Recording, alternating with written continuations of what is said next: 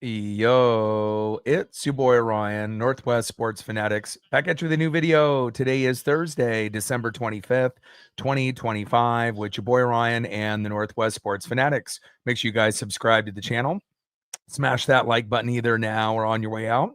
Donate to your boy if you can. Cash App $ ORIONNWSF or the YouTube Super Chat right here. Merry Christmas 2025. We got the Denver Broncos versus the Kansas City Chiefs. Kickoff is going to be here in just about 5 minutes. So let's cue up the music, take a look at the thumb, and let's get settled in for some Christmas night football.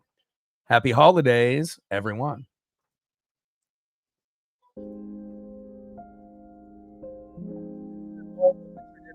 Next Patrick Mahomes theme that I would have went with if Mahomes didn't tear the ACL. I figured we would showcase a few other players that have been good, pieces for their teams.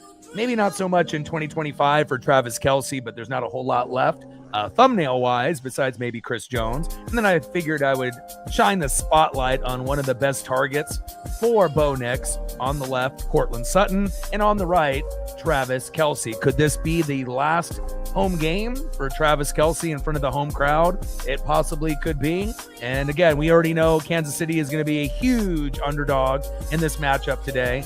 And obviously we have seen on the Christmas slate, definitely nowhere near, being as competitive as the Thanksgiving slate, especially when you end up having, third string quarterbacks or second string quarterbacks in some of these games. So, I don't expect the world, in this game from Kansas City. I just hope they just don't roll over and give up. And obviously it kind of has felt since the Mahomes injury and everything that's happened up to that point. 10 years of dominant football. But again, I don't want to see a team that's been dominant for 10 years just kind of roll over and give up. But unfortunately, that's kind of what we've seen since the Mahomes injury. And then with the Denver Broncos, they're coming off a tough loss to the Jacksonville Jaguars, one of the teams that's going to be one of the biggest threats to them in the AFC besides the Buffalo Bills and the New England Patriots. So Broncos are trying to get back on track.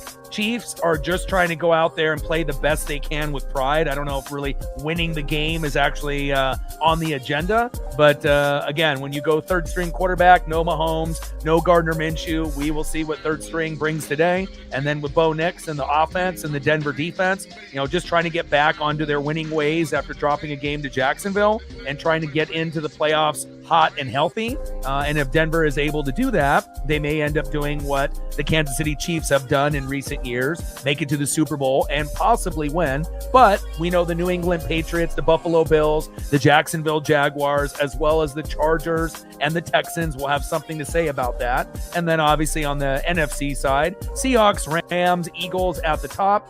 Right now, the wild card teams that could end up, doing some damage would be the Bears and the Niners. Luckily, we end up getting them to match up in the regular season before we go to the postseason. And then we obviously know at the, very, very bottom, you got the Packers and the Lions kind of reeling. And then obviously the Buccaneers or the Panthers, may end up getting in, but I don't think anyone expects them really to win a game if they end up making it. Same thing goes probably for the Pittsburgh Steelers. If it ends up being Steelers, Buccaneers, or Steelers, Panthers, I don't know if anyone anticipates them being able to win a playoff game. You never know, though. And again, that's why we end up playing these games. Anybody can beat anyone on any given Sunday, Monday, or Thursday. And we will see how it goes here this evening on Christmas 2025. Daniel in the building. What's good, brother? Let's get it. Let's get settled in. And a shout out to my boy Brooks Beats with the best beats on YouTube. We'll be shooting for 100 likes, 100 on the Dono train, and 5 to 15 subs. Let's get it, baby.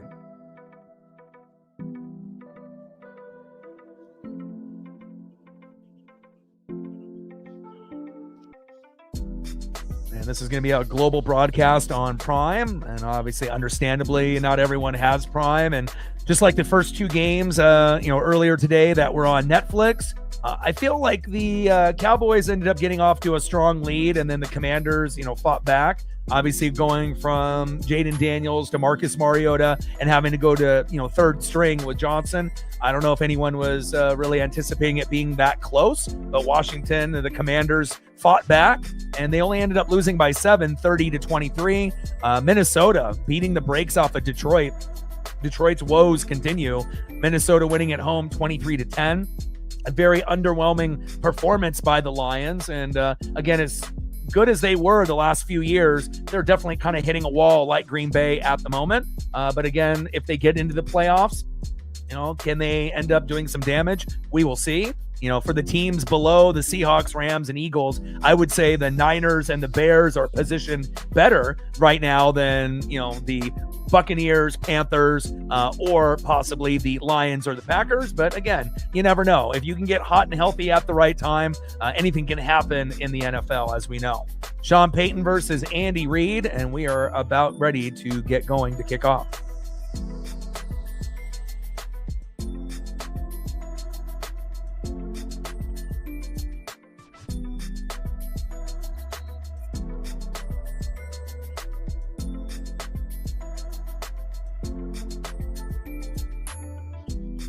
All right, Chiefs to kick off.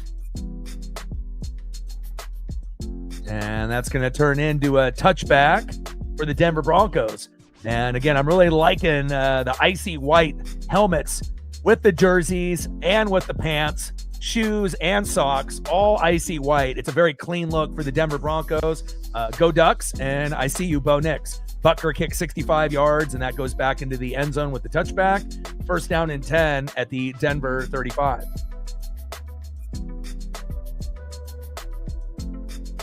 Merry Christmas, everyone.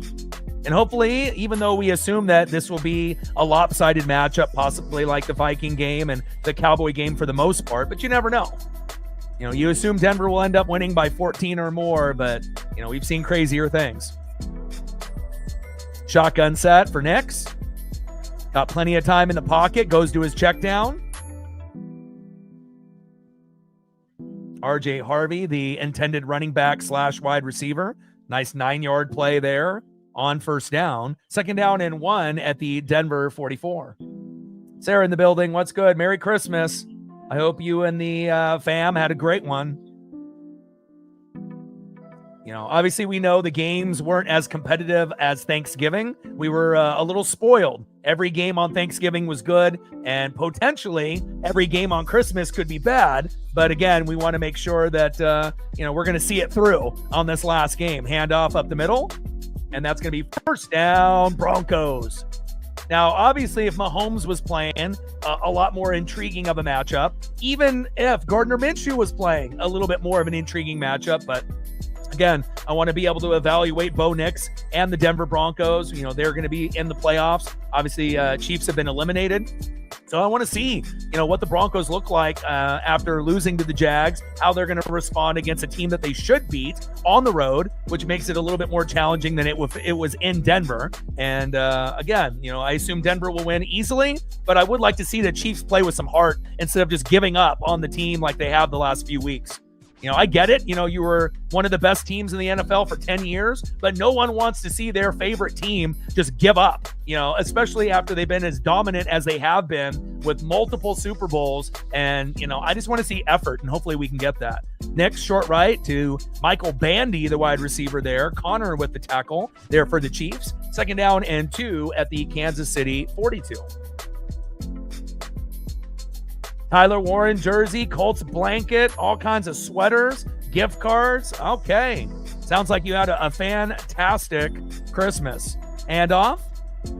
And a nice tackle. Great effort there by the Chief defense. That's exactly what I want to see. Fulton and company coming in there. And again, at some point, if you're not going to make the playoffs, fine. Play for Kansas City. Play for your family. Play for your children. Play for your teammates that are shoulder to shoulder with you. And hopefully we'll see that effort. RJ Harvey, no game. And Christian Fulton with that great tackle there. Judah in the building. How are you?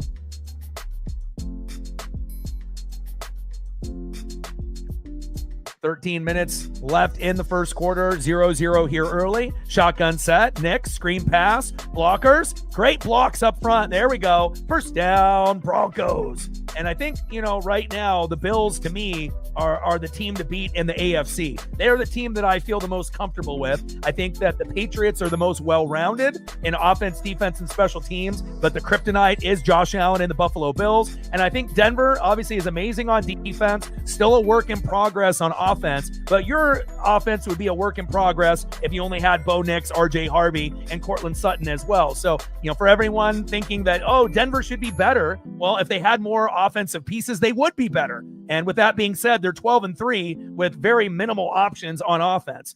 Bo Nix at quarterback. You got obviously Cortland Sutton as your one. You got Troy Franklin, as another option. Evan Ingram, even though he has the case of the drops quite often at tight end. RJ Harvey has been great, but you wanted to, obviously have that, paired up with J.K. Dobbins, but then he got hurt. So it's not like they really have a whole lot on the offense, and they were able to make the playoffs last year with a very bare bones offense. The offense is still kind of bare bones, but again, they still are one of the top 3-4 teams. Jaguars are making a case, and they can't count out the Texans or the Chargers just yet, even though the Steelers might be on the bottom of the barrel. But if you get into the playoffs, you get in. Shotgun set after that Jaleel McLaughlin 6-yard run and a nice first down. Broncos move the chains. Marine Bean in the building. What's good? Toby in the building. What's good? I don't know if I would say the Jags have the best offense besides the Bills. You're a Jags fan, and that's incredibly biased. But again, you guys have been playing pretty well as of late, and we'll see if you guys can carry that over into the playoffs. Next to Troy Franklin, the Go Ducks connection. 6-yard pass, first down, Broncos. Handoff on first down. There you go. That's a nice tackle on RJ Harvey. There we go.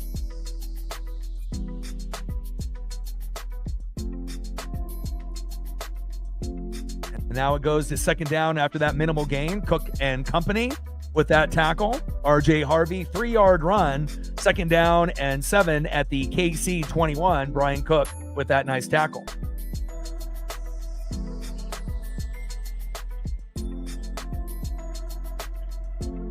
The chance of KC winning this game is 0. So, but, if you feel frisky, go right ahead. Second down and 7. Close to the first down marker. Oh my God, I got all kinds of stuff. Oregon Duck signs, Oregon Duck, light up signs, street sign, Cal Raleigh hoodie, all kinds of graded cards and non-graded cards. Cal Raleigh rookies, some Cooper Flag rookies, and, just a little bit of everything, some Buccaneer cards as well. So, usually when I get something, it's going to be Buccaneer, Mariner, or Ducks related for the most part, but lots of amazing things. And after that 6-yard pass from Bo Nix to Lil Jordan Humphrey, and then you get Bo Nix being able to get that first down, or very close to that. There it is. First down, Broncos. Yeah, the cowl is fire. Like I said, I'll end up wearing it on one of the streams, obviously, for baseball. But yeah, it's just kind of like an animated, Cal Raleigh. It's not like an actual photo of him. It's more cartoony, type of look, but still very fire. Kind of him in a particular action pose and whatnot. So, and Bo Nix up the middle with that first down with that 2-yard run. And then goes back to RJ Harvey on first down and 10 and a minimal gain. You've seen Drew Tranquil and a few others get in there with the mix.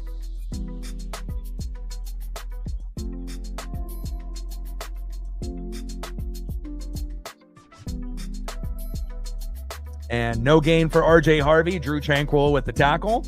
Second down and 10 at the KC 13. I mean, honestly, even if they had Mahomes or, Gardner Minshew, they're not winning this game. So I don't think anyone would be very bright to be betting on the Chiefs to win. But again, football is crazy. Really the only way I could see the Chiefs winning is if Bo Nix got hurt or something of that nature. But even with that being said, I think they would still win. Evan Ingram with the pass towards there by Bo Nix on the sideline. Minimal gain, third down and long.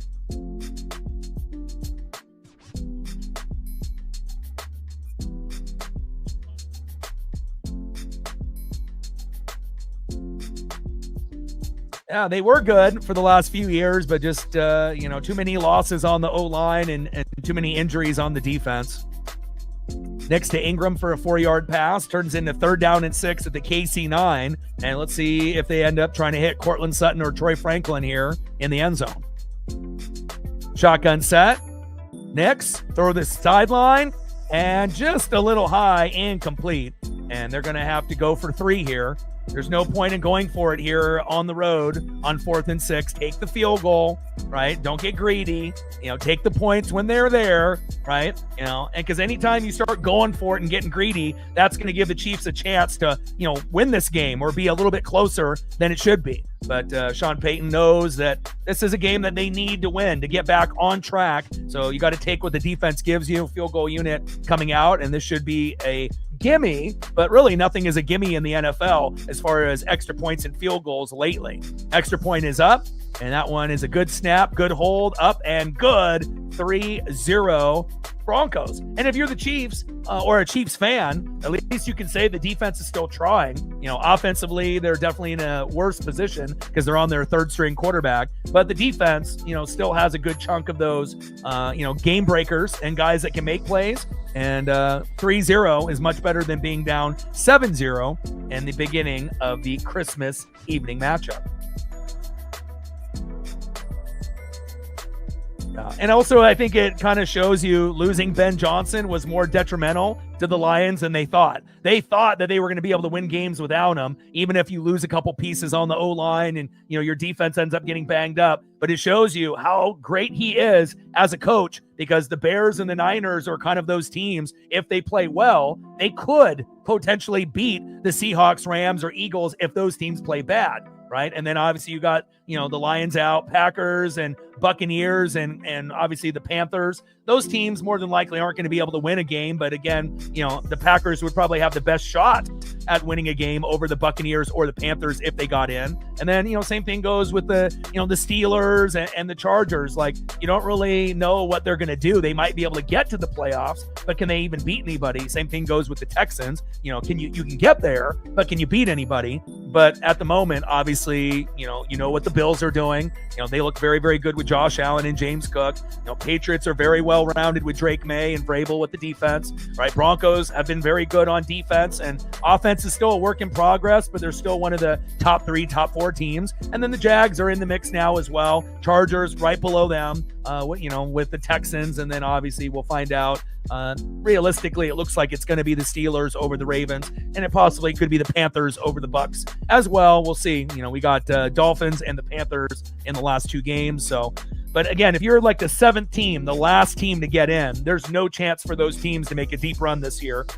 In years past, you might be able to be, one of those outside wildcard teams that could go deep, but we just don't have the depth in the NFC or AFC for those 7th seeds to make a deep run. They'd be happy to win 1 game if they were able to get to the playoffs. But it's going to be very interesting to see how it all shakes out, not only in the NFC and the AFC, but also in the college football playoff, with Ohio State, Indiana, Georgia, and Oregon as the top 4. Somebody's winning the Natty out of those 4 teams. And realistically, as far as, the NFL, you got to think there's, how many teams can really win it all? Maybe 5, 6, right? Seahawks, Rams, Eagles. You would have to assume those teams, and then obviously if the Niners and Bears got further than expected, it would be shocking, but, it's football. And then obviously you got the Bills and the Patriots and the Broncos, and then, those would probably be it. Jaguars have been good, but, they're a little unproven in the playoffs. They got to prove it. Lutz with that 27-yard field goal is good. And now we're going to end up seeing Oladukin. Chris, 7th round selection by the 2022 draft by the Steelers, South Dakota State, has been with the Chiefs on practice squad and whatnot. So a little bit familiar, but to go from Patrick Mahomes to Gardner Minshew to this, we will see how it goes. I wouldn't mind if they ended up firing both, honestly, and if the Buccaneers could, get Kubiak from the Seahawks to leave OC and be the head coach for Tampa, I would take that, I guess. I need someone to be able to get Baker to another level, and I need definitely a new defensive coordinator that can actually play and scheme defense. And, wouldn't hurt my feelings or any Buccaneer fans' feelings if we ended up getting rid of those guys and kind of blowing it up and starting it over, even if we win the division and make the playoffs. Pacheco off that right side for a 1-yard gain, 2nd down and 9 at the KC 27. Yeah, but regardless if they make the playoffs or not, I would like to get rid of, offensive coordinator, defensive coordinator, head coach, get rid of it all. And Pacheco again with a nice gain. 3rd down and short for the Kansas City Chiefs.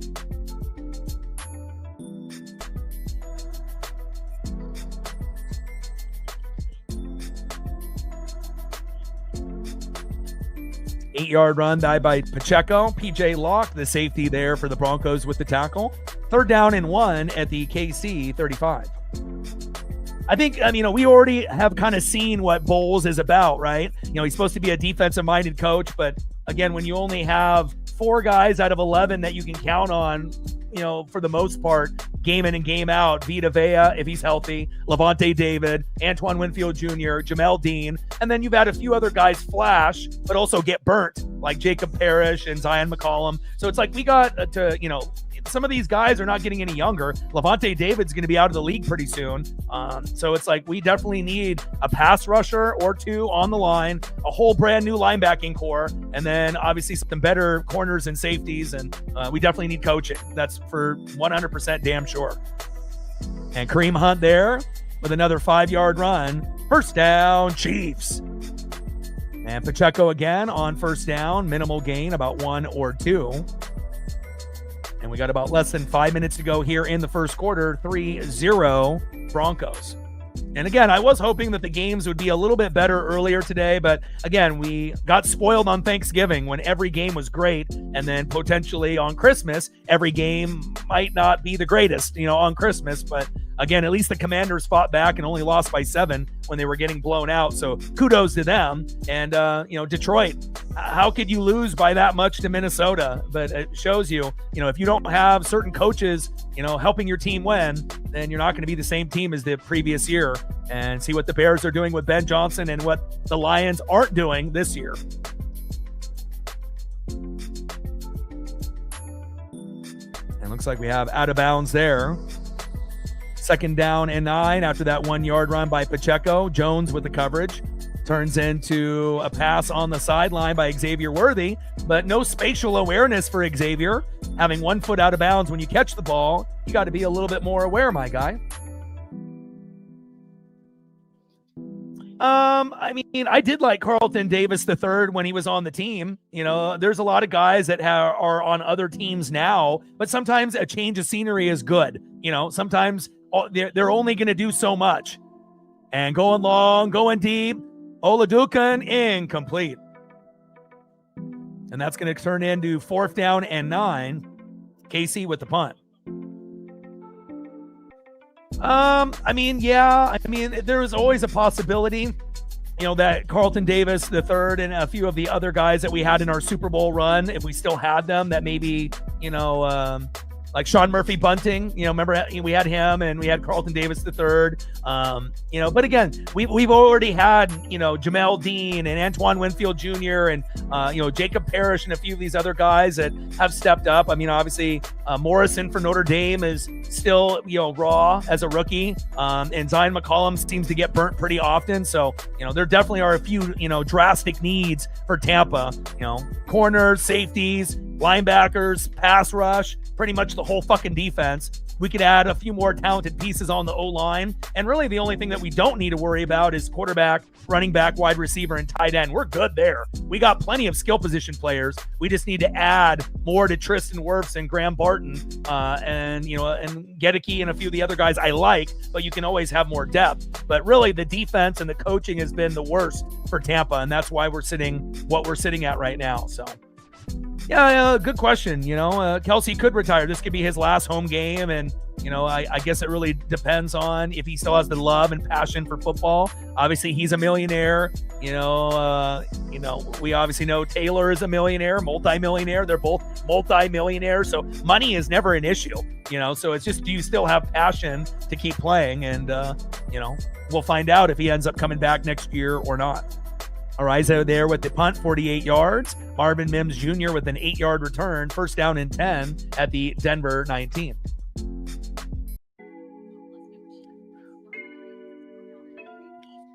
But I got the family, some cool things. Shohei Ohtani bauble and a few books for my stepmom and obviously my stepsister's daughter, so they can do like grandma and me activities together and whatnot.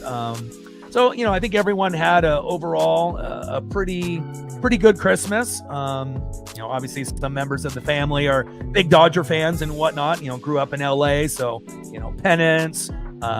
Jackets, T-shirts, anything celebrating, the Dodgers' victorious run. Obviously, not only last year but this year. And again, I haven't got a chance to really deep dive into a lot of my stuff because as soon as I got back, I ended up taking Paisley for a long walk and haven't really got to soak in all of the gifts just yet. But again, after this game is over and we transition into Stranger Things on Netflix, obviously I'll be watching those episodes tonight and tomorrow. And then obviously the grand finale on New Year's Eve on December 31st.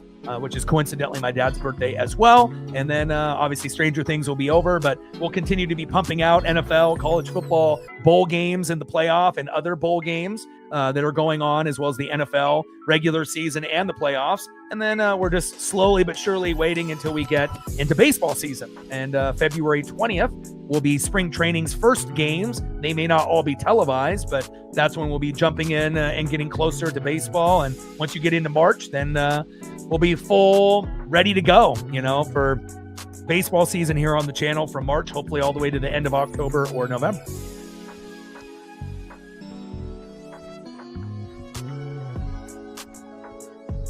Like, sub, donate, comment, share. If you haven't smashed that like button yet, please do. Help us get to 100 likes, 100 on that dono train, and 5 to 15 subs. Let's get it, baby.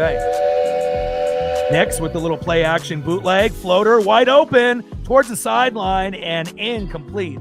And if that throw was on point, that would have been a big first down to Marvin Mims Jr. Second down and 10 at the Denver 19.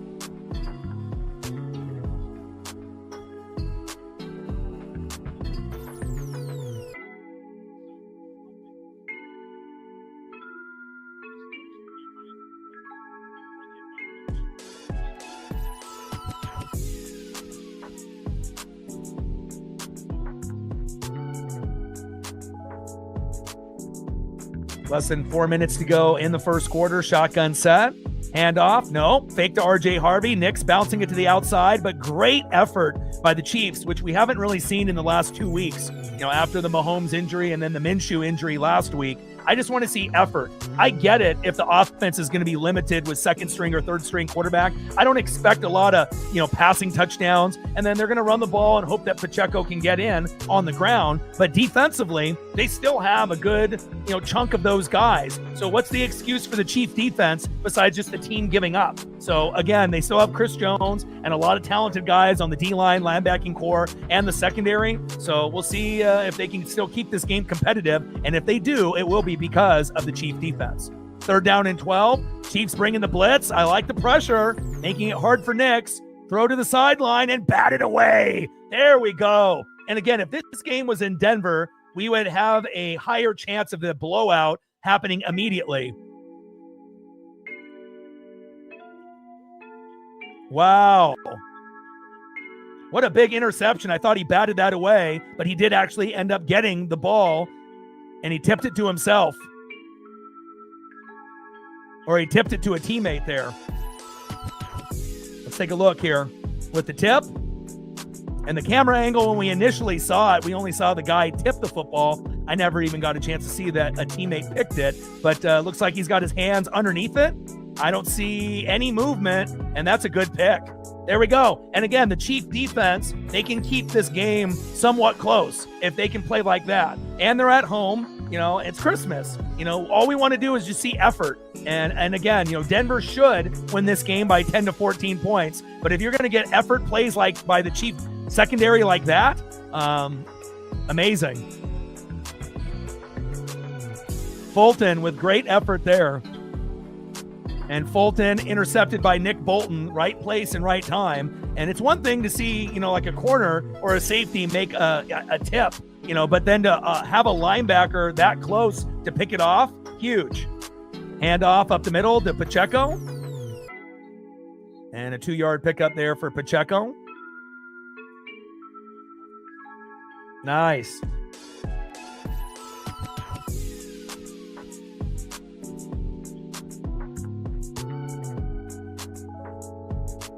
Well, that would be the one to get, right? Nice Tyler Warren. That's awesome. Pacheco with a 2-yard run, Singleton and others in there with the coverage there for the Broncos. 2nd down and 8 at the Denver 33. Little screen pass. And a nice tackle there, form tackle by the Broncos. That's going to turn into 3rd and 6 after that 2-yard pass from Oladukin to Noah Gray.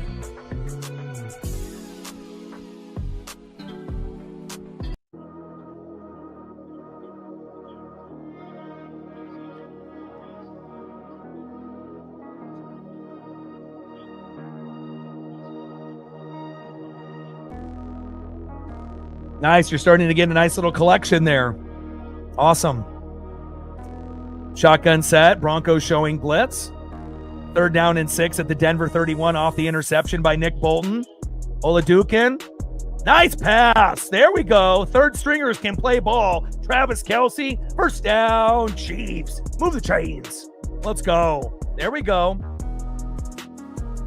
And Oladukin actually has a better arm than I think people anticipated. I mean, we don't really expect a whole lot, out of any 3rd stringer, but again, if you give him enough time, not bad, Looks like he's got some athleticism to get out of the pocket, and the throwing motion doesn't look ugly. It's just a matter of getting into a rhythm, and handling the pressure. But you're at home, nothing to lose, trying to play spoiler against the Broncos. Just let it rip. 1st down and 10, final minute. He decides to take off, and decent speed there, and he decides to slide, and that was a good decision there instead of trying to, go head first and potentially get a helmet to helmet. Nobody wants to see TE earlier than they have to get it, or at all. Obviously, that's something that's trying to be preventable. But good job there getting down. And a 4-yard run there from Oladukin, and Jade Barron, the corner for the Broncos, with the tackle. 2nd down and 6 at the Denver 16. So if Oladukin can run like that, and he can, do bootleg play action like he did to Kelce, this game could potentially be closer if the defense keeps coming up with turnovers and helping him out. Instead of it being a 10 to 14 point blowout or more by Denver, it could end up being a game where, let's say, it ends up being maybe 7 points or less. So again, so far so good. Good effort by the Chiefs on Christmas. Thank God. 3-0 Denver.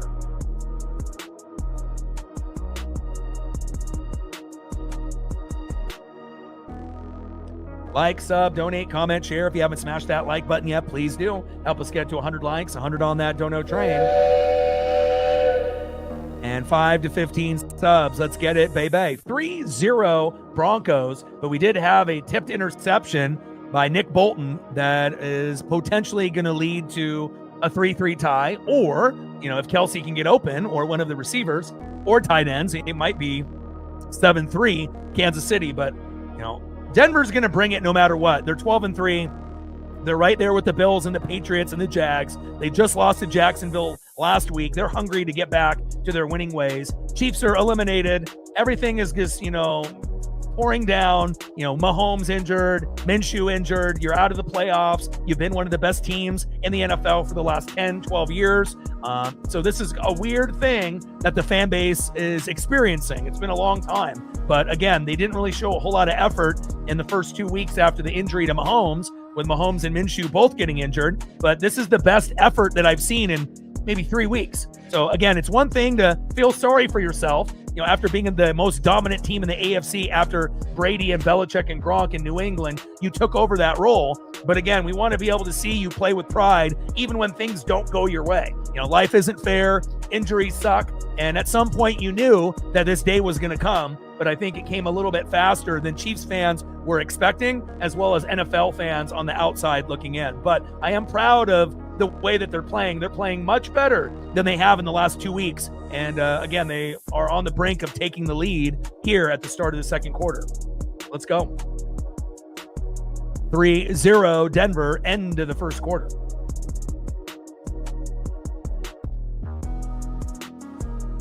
Filet mignon with the sweet potato casserole, corn casserole, green bean casserole, rolls for dinner.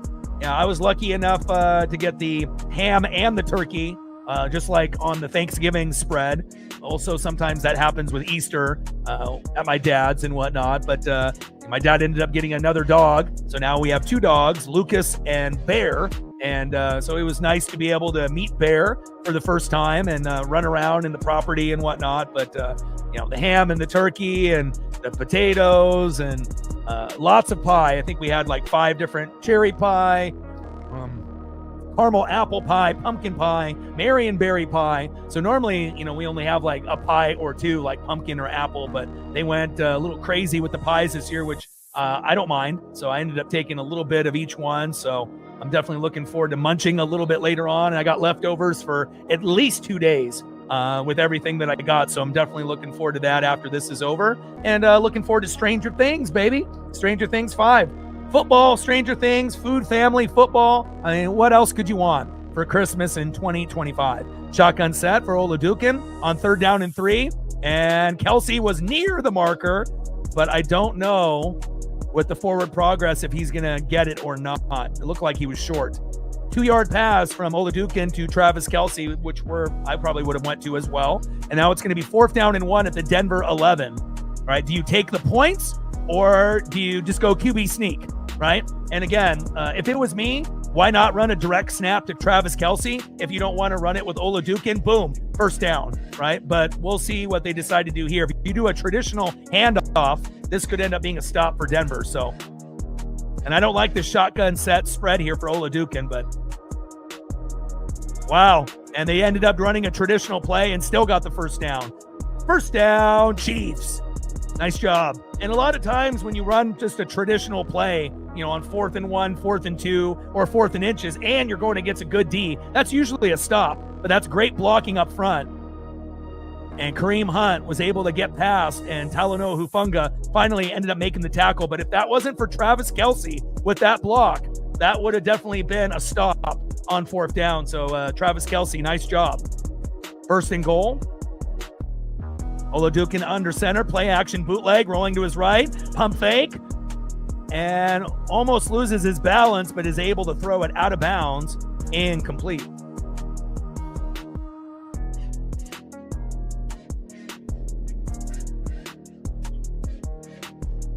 Yeah, and Bear is really, really small too, maybe 6 months old, and Lucas is only like 2.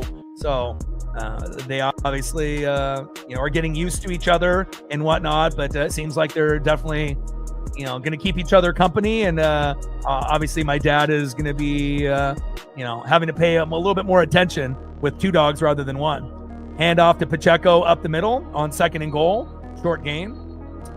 Yeah, and I didn't really know that they were going to do that and stuff. But again, another dog in the house for them is going to be great. And then at some point, I'll bring Paisley over there, and then we'll have 3 dogs on the property where they can run loose, between all the forest area and the property that we own. So definitely looking forward to that in springtime.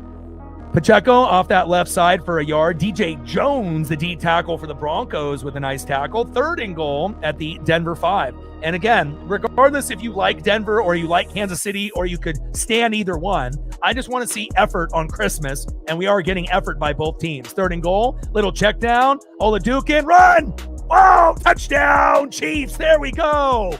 And Oladukin looking like a baby Mahomes out there, and he's getting the job done. And honestly, Oladukin might end up being better than Minshew, honestly. Based on what I've seen here early on, I'm kind of impressed.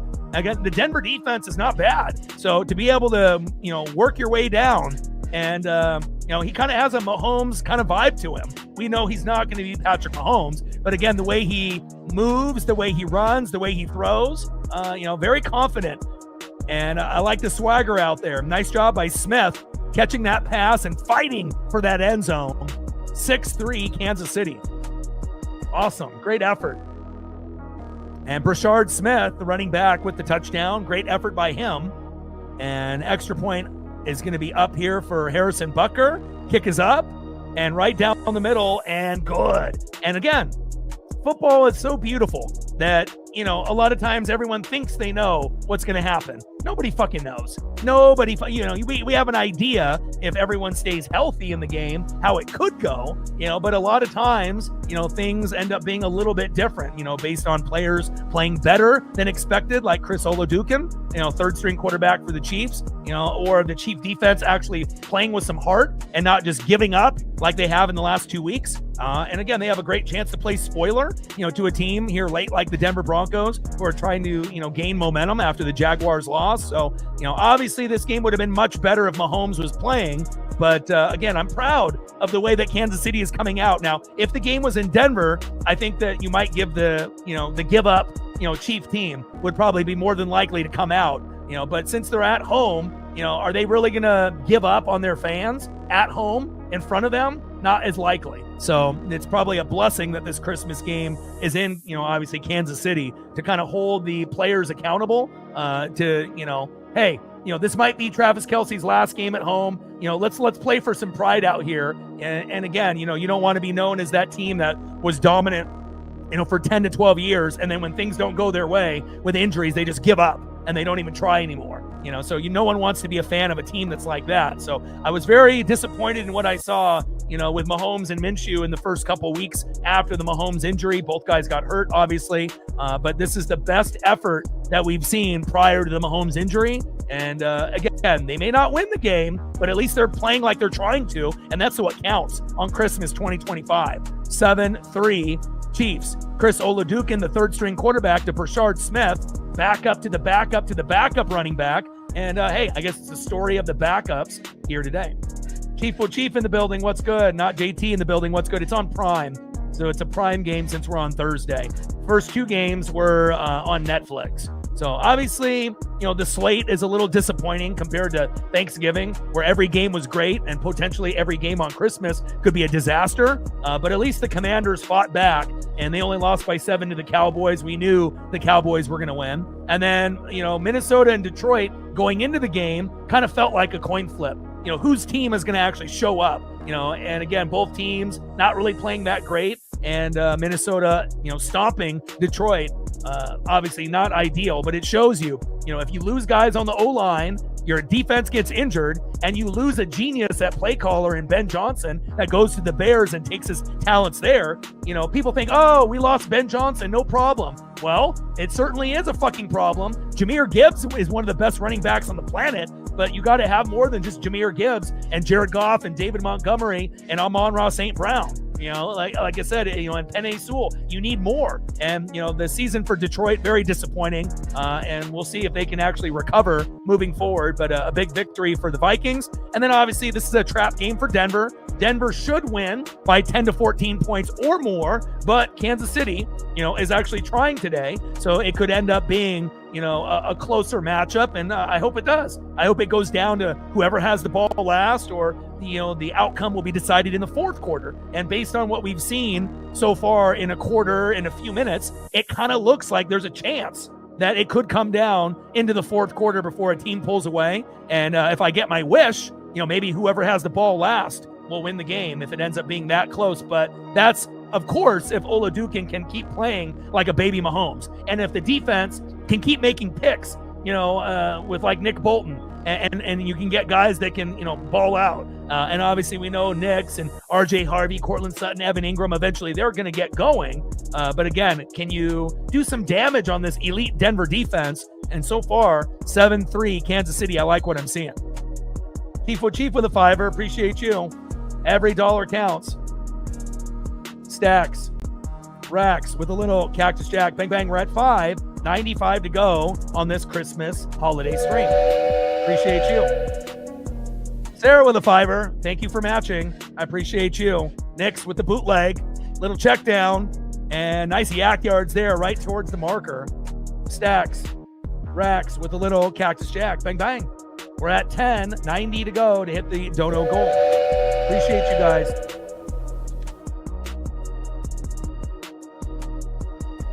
And Nick short right to Evan Ingram.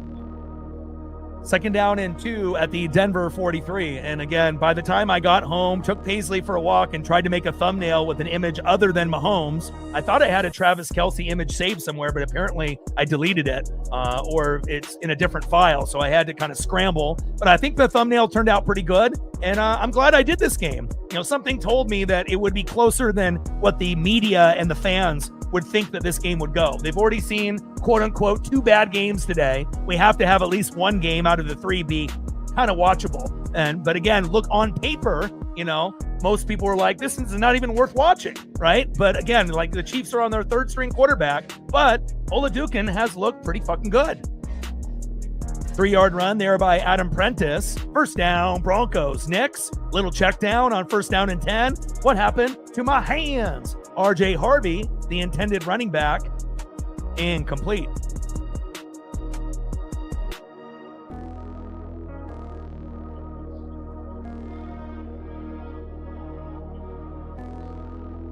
What did everybody end up getting for Christmas or giving for Christmas?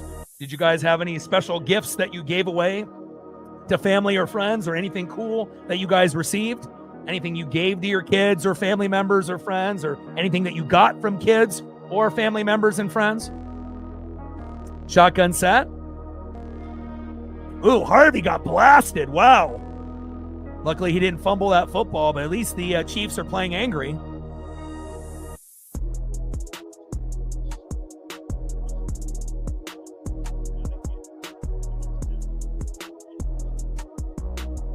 But Olajuwon, it kind of gives you poor man Mahomes vibes, you know, in kind of a, you know, a positive light. Kind of impressed with the way that, you know, his body language, the way he moves in the pocket, his footwork, his speed, and his throwing motion. Not bad for a 3rd stringer. Honestly, looked like he could be, you know, maybe a 2nd stringer, you know. Shotgun set. And on 3rd down and 8, Nick steps up in the pocket. What a throw! Cortland Sutton. What happened to my hands? Incomplete. And Cortland Sutton, little high of a pass, but it looked like it was, quote unquote, catchable. And that's going to be 4th down and 8 at the Denver 48. And again, remember, they only have Bo Nix, RJ Harvey, Cortland Sutton, Troy Franklin, and Evan Ingram. It's not like this team has got the same kind of weapons, you know, as Buffalo or New England or Jacksonville or a few of these other teams that are, you know, fighting for a spot in the AFC Championship game. You know, they have guys that are out there, but it's still a work in progress on that offense. And the Chief chop in the crowd. You can hear it in the background there. And Broncos with the punt.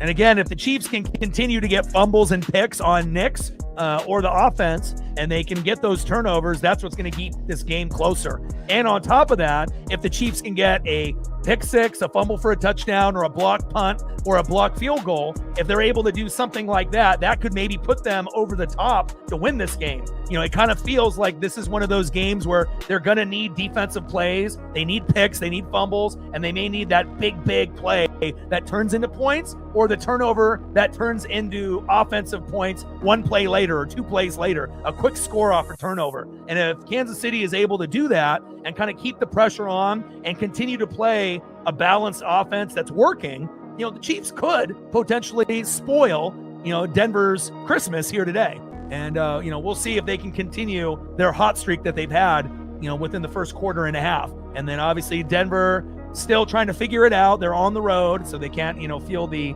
fans, you know, rooting them, you know, obviously since this is in hostile territory, but you know, pretty decent, more entertaining game so far than what we've seen out of the Commanders and the Cowboys in game 1 this morning. And obviously a lot more satisfying, you know, than the Lions and the Viking game that was on a couple hours ago. So Thanksgiving slate was amazing. Christmas slate, you know, first 2 games were a little disappointing, you know, but at least the Commanders made it interesting, you know, against the Cowboys late in the game. So that one was not terrible for me. And, you know, definitely a little disappointed in what I saw with Detroit. You know, Vikings did their thing, but, you know, Detroit was disappointing. And we'll see what we get here. So we want to cap off our Christmas on a good note.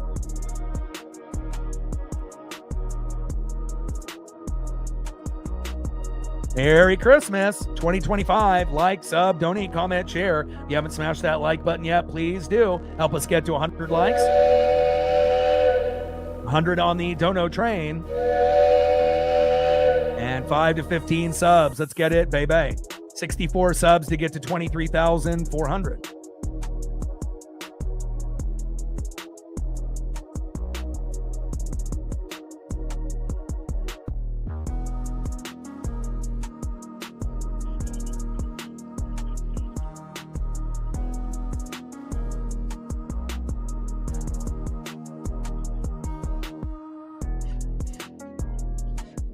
Crawshaw there with the punt, and Brashard Smith with an 11-yard return.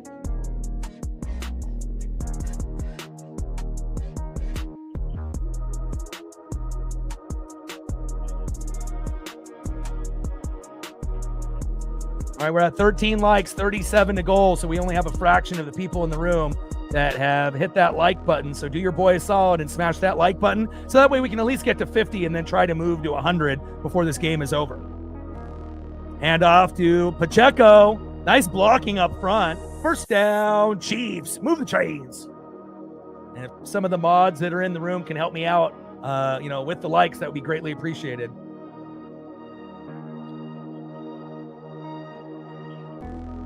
Yeah, he looks good, dude. He looks like a poor man's Mahomes. Honestly, he looks better than Minshew, based on what we've seen early on. So.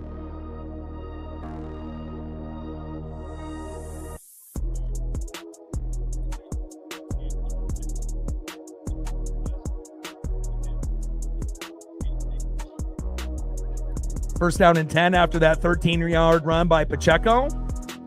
And nice defense there by the Denver D-line. DJ Jones gets Pacheco, picks him up, and puts him down. No gain. Second down and 10 at the KC 31.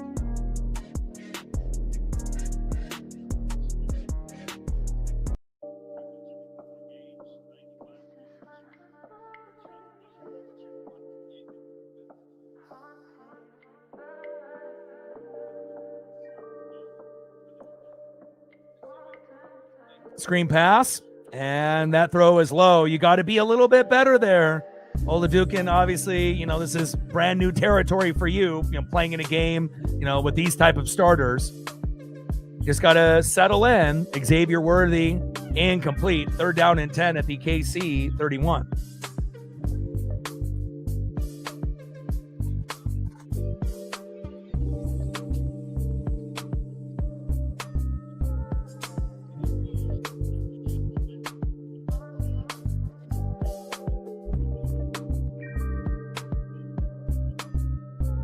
Less than 10 minutes to go before half, and a good one. And again, who would have thought third-string quarterback for the Chiefs would make this game kind of entertaining?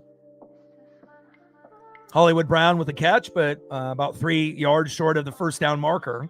And that's going to be fourth down and a couple.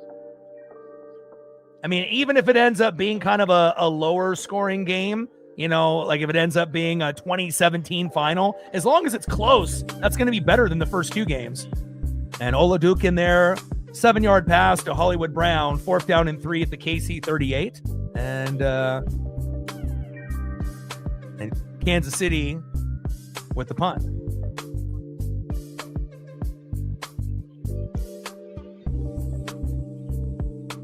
No, Nix is never getting traded. That shows that you know nothing about football. Flag on the play.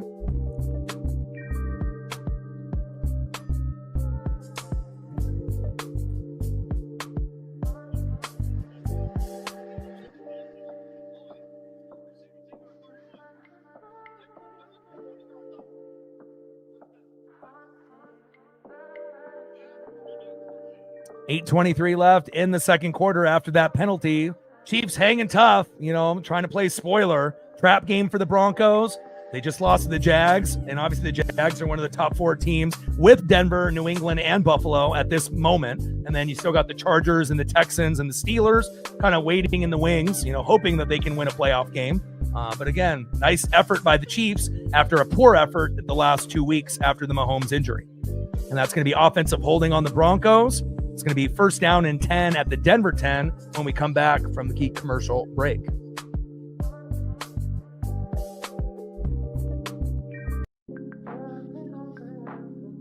Merry Christmas 2025. Like, sub, donate, comment, share. If you haven't smashed that like button yet, please do. Help us get to 100 likes, 100 on that dono train. We're at 1090 to go. And as far as the likes, last time we were at 1337 to go to at least get to the halfway point. And I appreciate every single one of y'all. Happy holidays. Merry Christmas.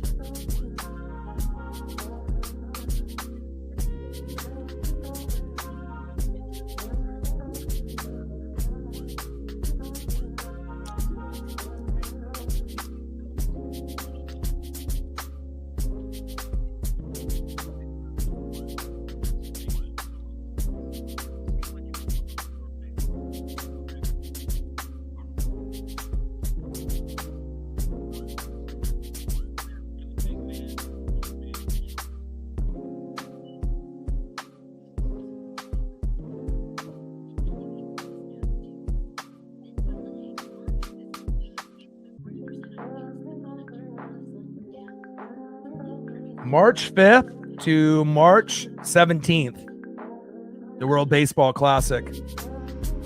Tokyo, Houston, San Juan, Miami. Quarterfinals in March 13th and 14th, Houston and Miami. And then the semifinals and the final in Miami, March 15th to 17th.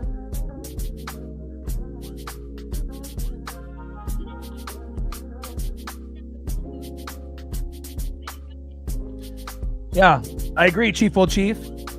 You know, and again, you guys did not play with a lot of effort, you know, when Mahomes went down, and then the week after that with Gardner Minshew, you know, just the effort was just not there. Offense, defense, special teams. But today, you know, it's good that the Chiefs are playing at home on Christmas. If this game was in Denver, you know, there's a better chance that this one could have gotten out of hand, and the Chief players not having the crowd, you know, cheering for them might give up a little bit sooner than expected. You know, but at least right now, you know, they're playing like the better team so far within the first quarter and a half.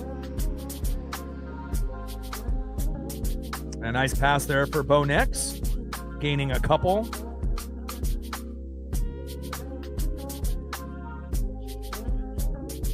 Four-yard pass from Nix to Cortland Sutton. Williams with the coverage and the tackle. Second down and 6 at the Denver 14. Sarah with a $1 holla. Stacks. Rax with a little Cactus Jack. Bang, bang. Appreciate you. Another $1 holla on the dono train. And a handoff, gaining a couple there for Denver. It's going to be third down and short. Every dollar counts, and I appreciate that. Third down and 3. Jaleel McLaughlin with the carry that time around. Help me out with the likes, guys. I would appreciate it. Takes 1 second to hit that like button. I mean, even if we can get close to the halfway point of 50 would be great. Got to get to 50 before we get to 100. But I like the effort that I'm seeing in this game, and that's really what I was just hoping for. Because I potentially could have just said, fuck it, and, you know, hung out with my pup and, you know, did other things like watch Stranger Things, but I can always watch that later. And something told me, you know, that this was going to be a little bit better than expected. And so far, it looks like I was right. Hopefully the Chiefs can continue the, you know, effort, you know, throughout all 4 quarters, and I believe they will. 7-yard pass from Bo Nix to Cortland Sutton. First down, Broncos. What a diving grab by Cortland Sutton. Move the chains. I would like to be able to do the World Baseball Classic, but the last time that it was around, they ended up, you know, banning me, you know, for no reason, you know, when I was doing that. So I'm not going to do it again. So I would love to cover the World Baseball Classic, but I'm not going to do any streams on it, you know, especially if they're going to, you know, like I ended up having a week ban for nothing I did wrong, you know, and then by the time I tried to get a response, you know, it was already too late. So, you know, I love the World Baseball Classic, but I don't want to end up, you know, getting some kind of copyright strike or, you know, them trying to ban me unfairly for a few days or a week. It's just not worth it. Next, incomplete, short right, second down and 10 at the Denver 24. Man in motion, Nix, play action.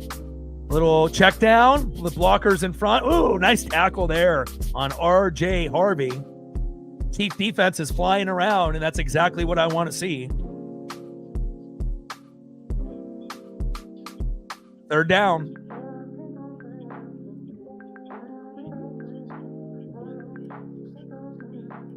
Bo Nix, short left to R.J. Harvey for 4 yards. Nick Bolton and Pickens flying in there with the tackles. Third down and 6 at the Denver 28.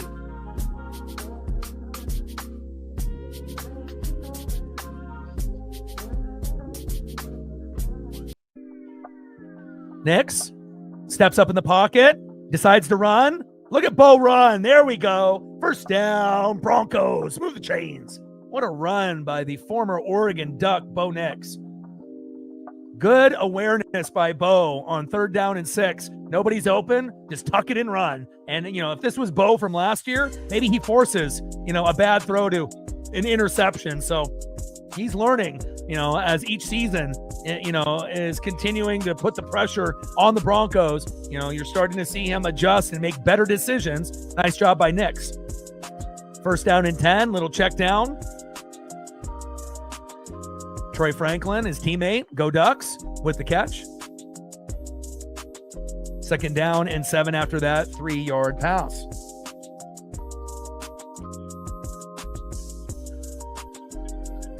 Second down and 6 at the Denver 46. And who would have thought, after watching the first 2 games today, that it would be 7-3 Chiefs with less than 5 minutes to go before half? And we already know what trap games are all about. But again, they ended up getting the interception, which was key. Olajuwon has looked great, for all things considered, for third-string quarterback. And again, we're just waiting for the Broncos, right, to be able to do what they do on offense, which isn't often, but get going. Usually they're a little slow in the first, second, and third quarter, but usually the fourth quarter, they're one of the best teams in the NFL. They just haven't been able to put together a lot of great drives in the first 3 quarters. But fourth quarter, that's really when Denver normally pours it on. If they're not, ahead at that point, then obviously they're going to be scrambling to catch up. 7-yard pass from Nix to Marvin Mims Jr. Drew Tranquil with the tackle. First down, Broncos. Move the chains. And this drive feels like it potentially could turn into a field goal or potentially a touchdown if they can keep moving the chains. Oh, we got flags on the play that look like offsides on the defense, but we will see here.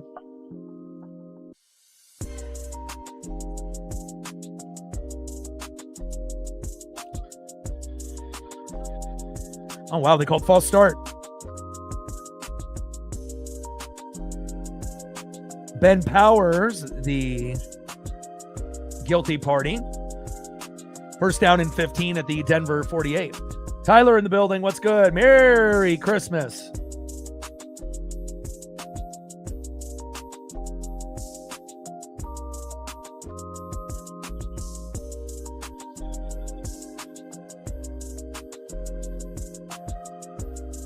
Yeah, I don't see Ben Powers moving at all. How could they call that on the offense when the offense didn't even move? Make it make sense. That was on the defense and the Chiefs. Nix on first down and 15. Wow, look at the shimmy and the shake, and then ends up gaining a few more yards. Great decision by Bo to be a runner there. And again, we know that Sean Payton is great at establishing, rapport and chemistry and continuity with short quarterbacks like Drew Brees when he was on the Saints. Doing the same thing with Bo Nix, maximizing a short quarterback and making him the best quarterback that you could possibly have, even if he's a little undersized. Second down and 6 after that beautiful 9-yard run by Bo Nix. Connor, the safety for the Chiefs, with the closest coverage there. Second down and 6 at the KC 43. Nix, hands off. And McLaughlin there close to the first down marker. This has been a fast first half, or is it just me? Seems like things have gone pretty quick. I mean, we had the interception by the Chiefs, and then Olajuwon with a few good throws and runs, and just like that, I mean, we're getting close to halftime already. I feel like this game is flying by. But also, we haven't had a shitload of penalties, and normally, it's penalty after penalty after penalty, so that's probably part of it as well. 4-yard run there by Jaleel McLaughlin. 3rd down and 2 at the KC 39. And we're already at the 2-minute warning. Merry Christmas. I think this happened last year. Didn't this happen last year when we ended up doing Thanksgiving or Christmas? I believe we did one of these games on Thanksgiving or Christmas, and the same thing happened. Like, it went by really quick. Well, I mean, on paper, going into the game, Denver is favored by 10-14, but again, Kansas City is playing with some heart for the first time in 2 weeks. So, even though Denver is the better team, Kansas City could, if they continue to play good defense and get enough on the offense and not turn over the football, they might be able to squeak out a, 1, 2, 3, 4, 5, 6 point win. It could end up being like close. It's not like the Chiefs would end up winning by, 14 or more. At least you wouldn't assume that would happen. But again, you never know. Chiefs get a pick 6 on Bo in the second half or a fumble for a touchdown, then they could potentially win by 10 or more if something like that happens. But, Denver is a team that starts off slow, even if it's on the road or at home, typically. And then they, usually get it going in the second half. And again, the Chiefs normally, after the Mahomes injury, you didn't really see a whole lot of effort by offense, defense, or special teams. And then the following week, you didn't really see a whole lot of effort with Minshew and the offense, defense, and special teams. But now on Christmas, in front of their own fans, they decided, hell, we got to play spoiler. We're playing against a division rival. Let's try to spoil their season. And so far, they're doing a pretty good job. I mean, it's only 7-3, but, it definitely could be 7-3 the other way or Denver with a bigger lead. So it's hard to say, on who's going to win at this point. I mean, obviously the Chiefs have the momentum, and we know Uncle Mo, is big, right? Momentum is everything. But we have to see what Sean Payton will do in the second half, and he will be able to make the proper adjustments. And then also Denver's defense needs to make a play. On Olajuwon. They need to get a fumble. They need to get a pick. They need to be able to do what Kansas City was able to do early in the game and get a turnover, and they haven't been able to do that just yet. So game is moving really quick. Both teams are playing very disciplined, not a lot of yellow on the field. And again, even though the Chiefs have been playing as the better team, we don't really know what's going to happen in the second half. But Sean Payton and Andy Reid are great at making adjustments in the second half. But normally when Andy Reid's making the adjustments, it's, for Patrick Mahomes, and, they're getting ready to go on a Super Bowl run. So this is something that they're not really used to, after being a dominant team for the last 10 to 12 years, and now they're not making the playoffs. But as long as I can see effort, the rest of the way, that's really all I want to see. 3rd down and 2, shotgun set, and I felt like I heard whistles blowing as soon as that play was starting off. Jaleel McLaughlin there with the handoff. 1st down, Broncos. I don't know if that was just me, but it kind of felt like I heard whistles blowing as soon as it was hiked, and then players were kind of standing around for a moment. And then by that time, it was already too late. But maybe it was just an inverted whistle. Nice 15-yard run by Jaleel McLaughlin. A lot there with the tackle. 1st down and 10 at the KC 24, and Denver finally getting close to field goal position, and obviously getting closer to move the chains to get in the end zone. Shotgun set for Bo. Throw to the sideline. Ooh! What a laser throw. Threading the needle. Whenever they ask you, what's threading the needle? Threading the needle is a pass that you just saw right there. And again, trying to find a lane where there's barely anything there and throwing it exactly where only the, receiver or tight end can get it. Adam Troutman with a beautiful catch sliding on his back, threading the needle by Bo Nix. And then Williams coming in with a big hit late, trying to, get that football out of there. But Troutman with some strong hands with the bobble, finding a way. Mike in the building. Merry Christmas, my boy. Nix. Tipped. Oh! And that could have been the interception the Chiefs needed. And Cortland Sutton, the intended receiver, incomplete. 2nd down and 10 at the KC 11.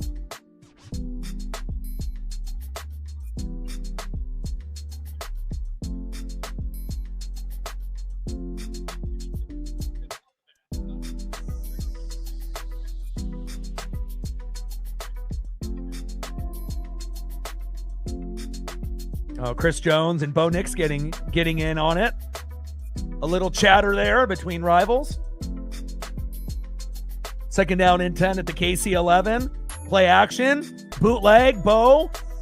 Back of the end zone. Cortland Sutton. Incomplete. Great effort there by Cortland Sutton and Bo Nix, but Chief defense is flying around out there, and that's going to turn into third down and 10.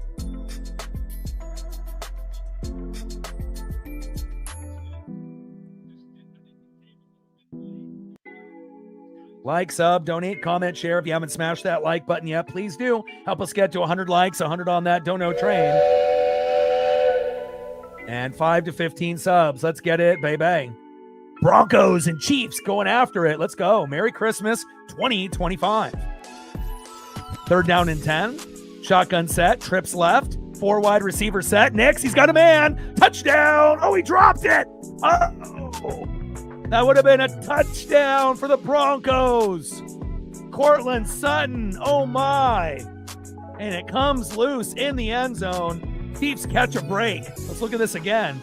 Fulton with the coverage on Cortland Sutton. Hits him early, and then you get a late hit there by Cook to knock that ball out. And that should have been a touchdown from Nix to Sutton. But the last bang by Cook there knocks it out.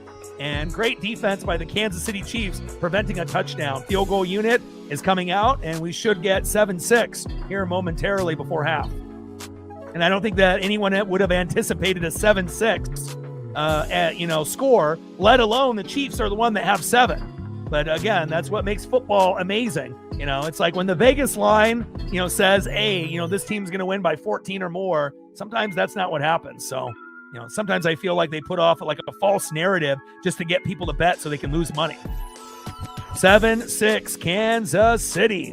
And even though it's low scoring, it's been a good game. So, yeah, again, I got some amazing leftovers. I got Paisley a humongous bone this morning for obviously a present for her. I got a lot of Mariner stuff, Duck stuff, a little Buccaneers, not much, just kind of a collage of cards of Buccaneers, but nothing too crazy.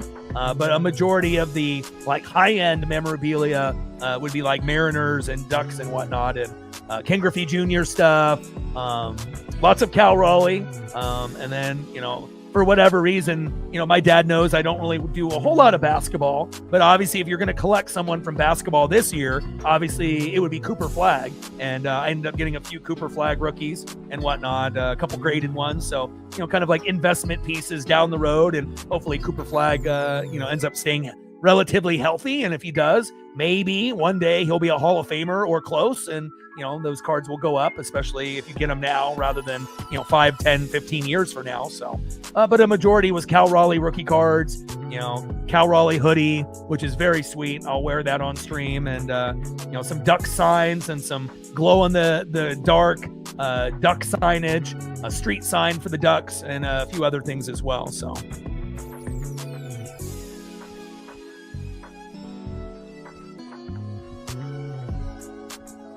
And I just checked here.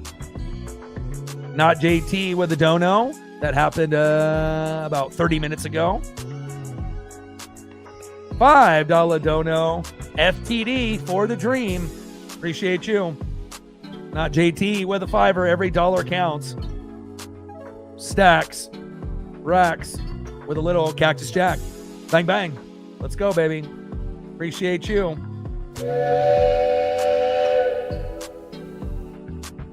And we are at 16:84 to go to hit the dono goal.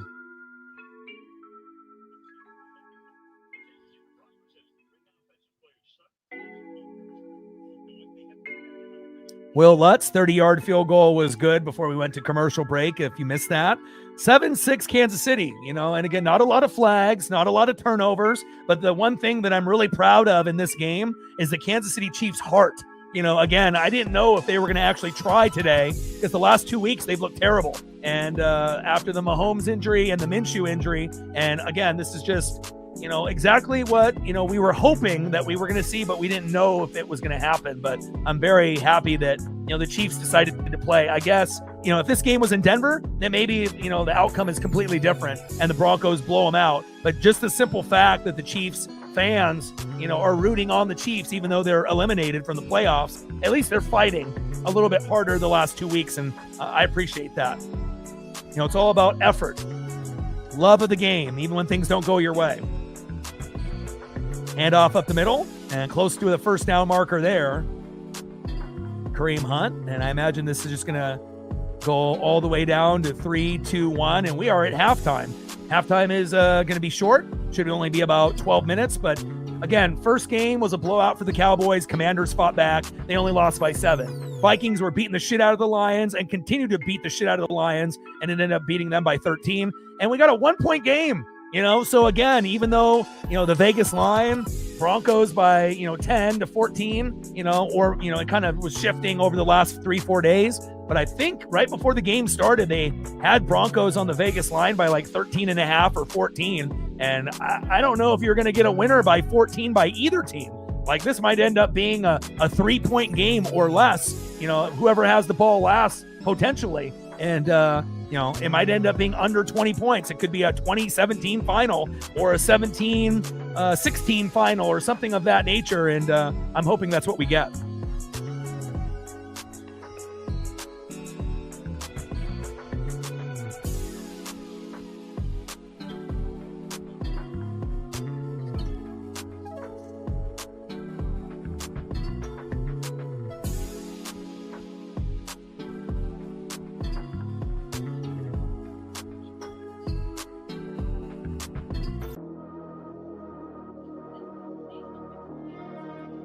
And if you're just tuning in, Will Lutz with the 27-yard field goal in the first quarter, 14 plays, 56 yards, drive stalled a little bit. They took the field goal, 3-0 Denver.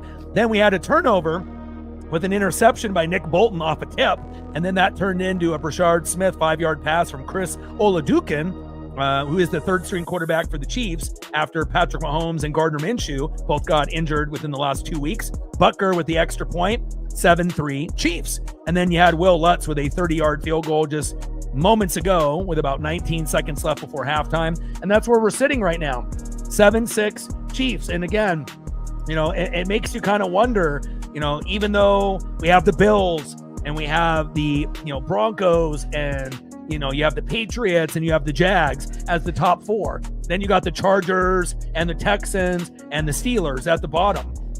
Those teams that are at the bottom, still in the playoffs, just not as good as maybe the top 3 or 4.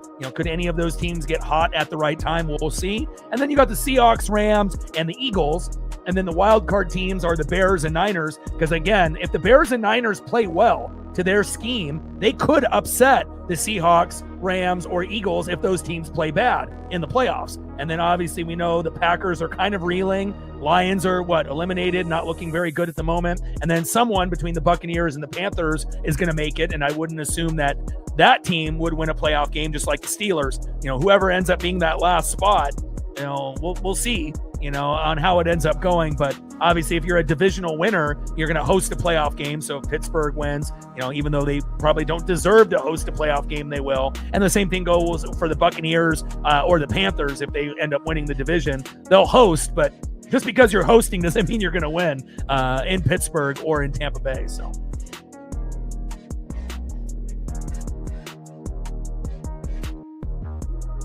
Nine minutes to go here before halftime is up. 7-6, Kansas City with a 1-point lead. And again, for a game that everyone thought would be not watchable, this is going to turn out to be the best game of the Christmas evening.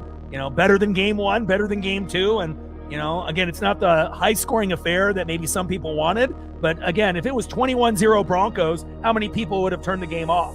Probably a lot, or would have tried to do other things. So just a simple fact that the Broncos are, running in mud, which has kind of been a theme for them this year. Defense has been great, but the offense is still a work in progress. And then Kansas City's offense and defense showed up. And thankfully, we have a nice quality competitive matchup here on Christmas evening.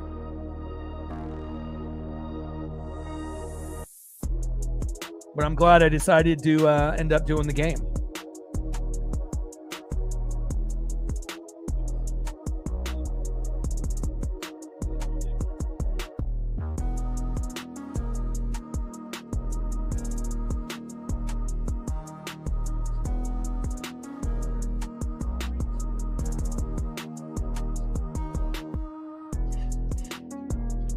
All right, we're at 26 likes, 24 to goal. Let's see if we can try to get to 50 before the game is over, or at least the third quarter.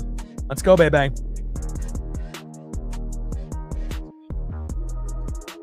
And we're at 16 on the dono train, 84 to go.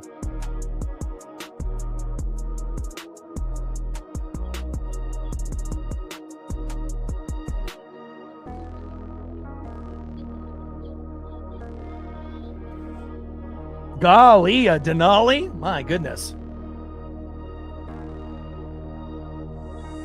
That's a hell of a Christmas present.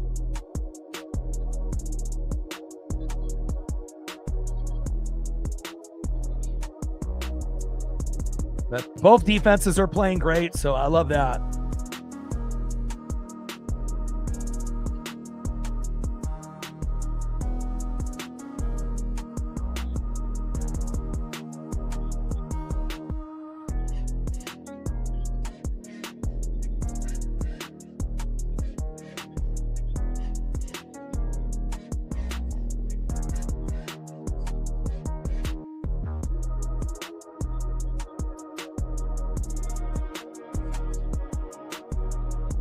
And then we probably won't have a stream tomorrow, but we will be doing maybe Texans, Chargers, or Ravens, Packers on Saturday, possibly. We'll see. If I end up doing a game, I probably would end up doing the first game. You know, since Texans and Chargers, there's, you know, something on the line, obviously, for the playoffs, as well as what happens with Denver here. So. And then let's take a look to see what we have. So we got Texans and Chargers at 1:30 on NFL Network. We'll probably do that. Ravens and Packers is the late game. I think I rather would do Texans Chargers. 10-5 versus 11-4 is better than the Ravens and Packers. And then Sunday, we'll do Sunday Night Football between two of my favorite teams, the Bears and the Niners, and watching what they do. It's awesome that they match up before we go to the playoffs. And then we got Rams Falcons on Monday night. So that's what will be on tap. And then as we get closer to, you know, January 1, then obviously we'll be doing the college football playoff, starting off with 9 a.m., the Oregon Ducks versus the Texas Tech Red Raiders. So looking forward to, you know, obviously football, but it looks like we'll probably have tomorrow off. I don't think that we have anything really worthwhile to do in the bowl games. Let me check to see if there's anything actually worthwhile to do tomorrow, but I don't think so.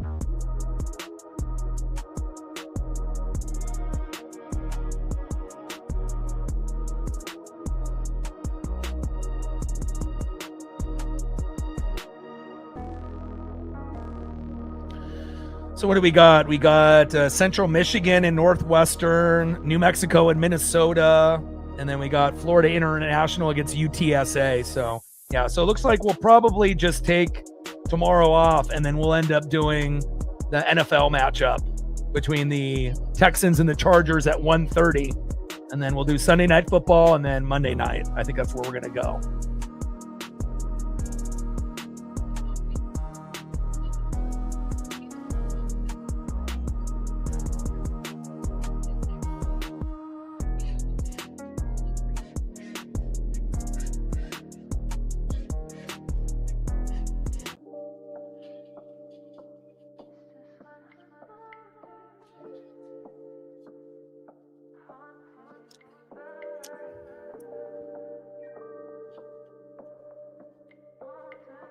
Merry Christmas 2025. And even though it is a low scoring game, again, if it ended up being 20-0, you know, no one would be happy with that. I mean, unless you were a Bronco fan and you were up by that much. But again, I'm kind of liking the fact that it's a little low scoring like this. So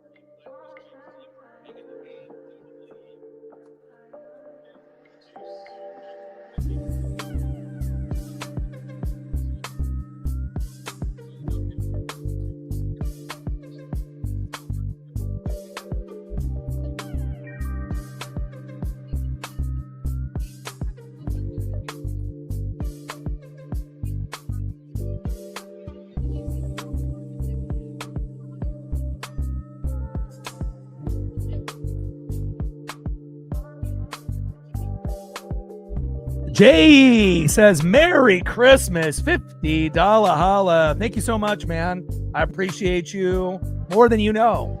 Stacks, racks with a little Cactus Jack, bang, bang. And again, that means a lot. Again, I assume that's your first dono to the channel. And I thank you very, very much. And again, it's going to help with just the basic stuff, internet fee, streaming fee, taking care of my pup. And again, just putting the effort, to be able to try to make an amazing thumbnail, call, amazing games. And again, appreciate you very, very much. Shout out to Chief, Sarah, Jay, as well as Not JT so far on the dono train. I appreciate you guys very, very much. And again, if there's anything photo-wise that you want to be able to see, you got a favorite player. Obviously, you're rooting for the Chiefs to win, which obviously when the game first started seemed like there's no way in hell that could happen. But again, the Chief defense played well. The offense played much better than expected. Denver's offense stalled, and their defense played good, but not good enough. And, at this point, the Chiefs are up by 1, and they will have a chance if they can produce what they did in the first half.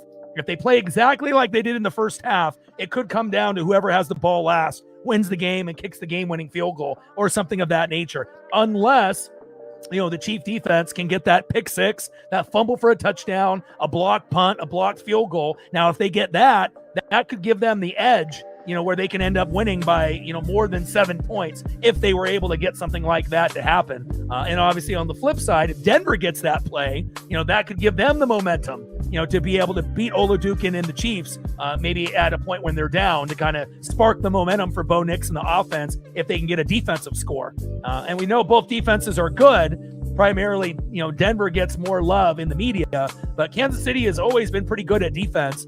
Really, the offense, has been the problem, the last couple years, not being, up to par. And then obviously after Mahomes got hurt and Minshew got hurt, you don't really know what you're getting. But Olajuwon actually looked pretty good. I mean, he looks like a second stringer, not like a third stringer off the street. So thank you so much. And again, for Not JT, Chief, Sarah, and Jay, if there's anything that you want to see photo-wise, you got a favorite player or, someone that you want to be able to showcase on the stream, let me know, and I'll be able to try to fill in a nice HD 4K photo for you guys. But thank you so much for your generosity on Christmas, and it really does mean a lot. Thank you so much. Appreciate you guys. And plus, anyone that's going to end up doing a dono to the channel, usually, if it's their first dono, it's usually in the $1 to $5 range. It's pretty rare to get someone to donate, 10, 20, 30, 40, 50, or 100 on their first dono. And I appreciate you very, very much.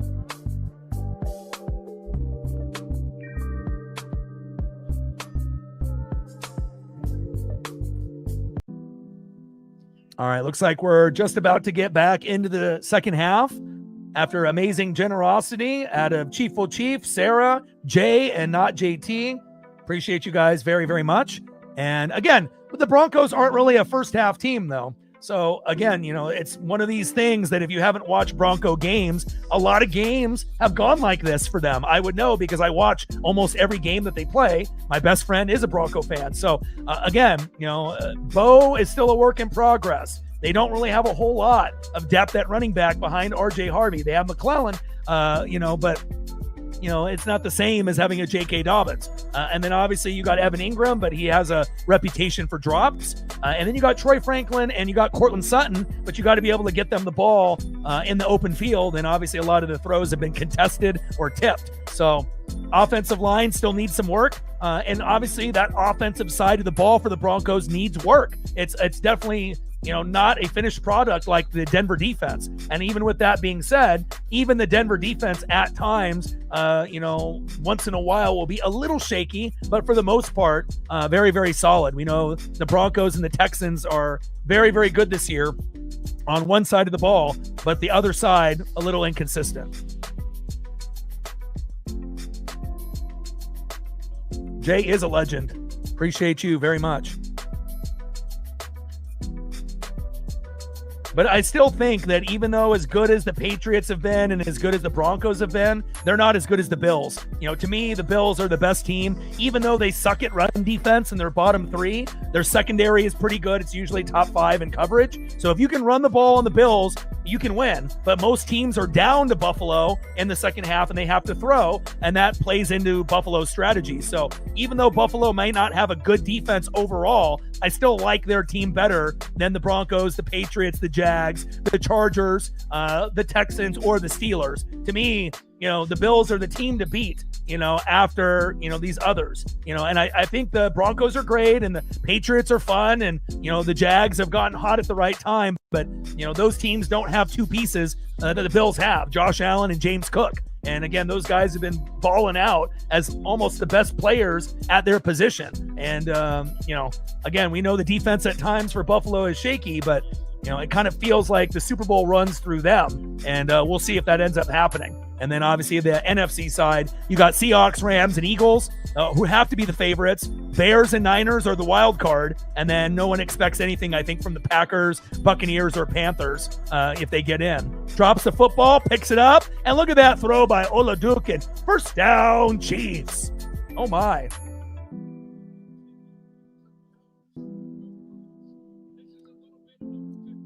And after a Pacheco 3-yard run, Singleton with the coverage, Olajuwon starting to run away in the pocket. Luckily, he fumbles it to himself, finds an open man. And again, third stringers doing third string shit, right? Fucking up, but still being able to have his composure to throw to Juju Smith-Schuster. First down, Chiefs. And again, it's not pretty, but sometimes it's good enough to get the job done. Nice fumble recovery by Chris. First down and 10. Broncos with the blitz. Olajuwon going deep one-on-one. And incomplete, but the flag comes out. And that's going to be PI on Denver. Patrick Surtain, who normally doesn't make a whole lot of penalties, lost sight of the football there.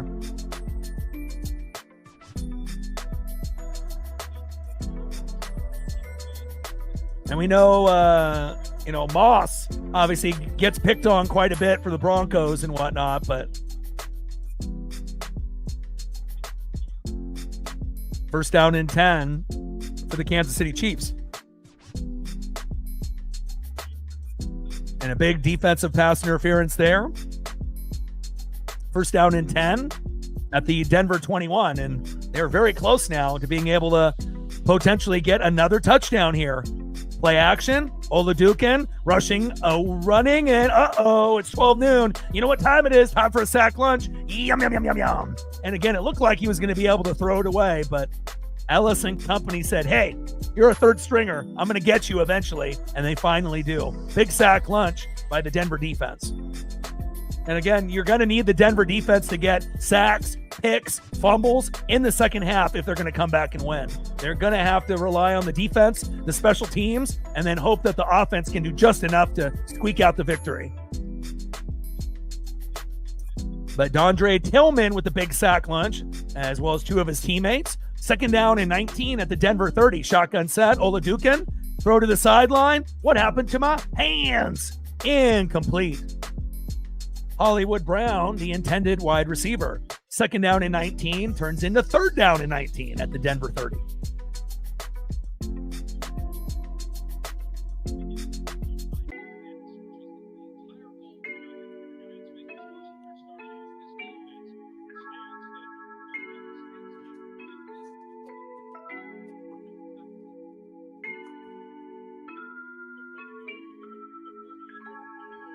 All right, third down and 19, four wide receiver set. Broncos showing blitz. They love to blitz on third down. And delayed blitz and works perfectly. Down goes Juju Smith-Schuster. And again, Ellis, sideline to sideline. And again, defense. Defense wins games. Defense wins championships. And even though Denver and the Houston Texans may have the two best defenses for a majority of the year, again, you still are going to need some type of offense to be able to make it, to the AFC Championship game and Super Bowl. And it doesn't look like Denver or Houston's offense is good enough to position those teams to get there. Maybe one day, but Maybe not this year. 4th and 24, 53-yard field goal by Harrison Butker. Incoming. Snap. Kick is up. It is fading left. And hooks the upright. Good. And just like that, 10-6. Kansas City. And also, we haven't seen a whole lot of penalties. And that definitely benefits Kansas City as well, since they are the home team. What an entertaining game. Thank God that we decided to do this. And thankfully, it's a close game as well. Mike, you'd love this Cal Raleigh hoodie I got for Christmas from my pops. It is killer.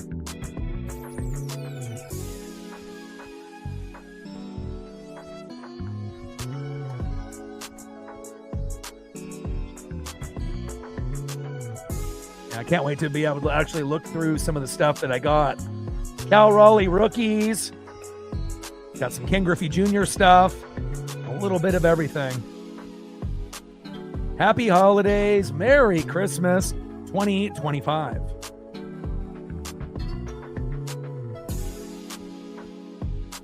$11:42 left in the third quarter. 10-6 Kansas City.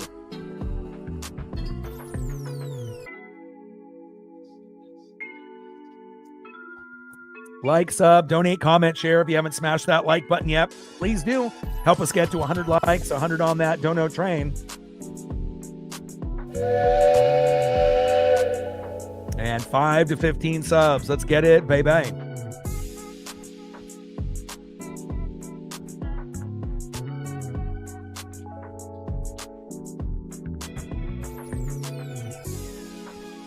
And we gained 2 subs since the last commercial break. So congratulations to those 2 new individuals, part of the Fanatic family.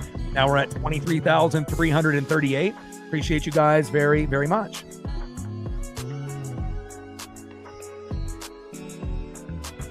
Yeah, I didn't even know I was getting one, honestly. You know, I don't really ever say anything, you know, to the fam, you know, on necessarily like what I would want or whatever, but, you know, them knowing that I am a collector and whatnot, but it's pretty much, you know, Mariner stuff first, and then Duck stuff, and then, you know, Buccaneers, and then after that, you know, maybe Blazers if it's like vintage or something, you know, but normally, you know, it's going to be Mariners and Ducks, you know, and Buccaneers at the top, and yeah, they did a absolutely fantastic job this season. It's you know, again, and a lot more than I was anticipating, but also it helps because my dad is a collector also, so. You know, sometimes he'll get a little bit more for me than maybe the average person would get, you know, from a family member and whatnot. So, you know, graded cards, not graded cards, but my Cal Raleigh collection is definitely spiked in a good direction now after this holiday.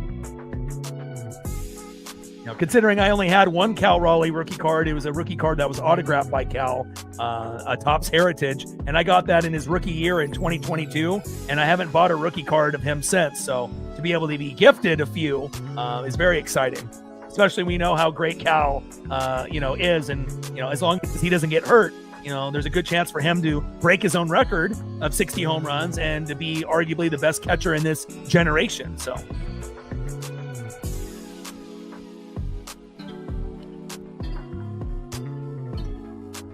Butker, 64-yard kick, 27-yard return by Tyler Badie. Bo Nix, hands off on 1st down and 10 to RJ Harvey. Breaks 1 tackle, but not the second. And a good second effort there by RJ Harvey.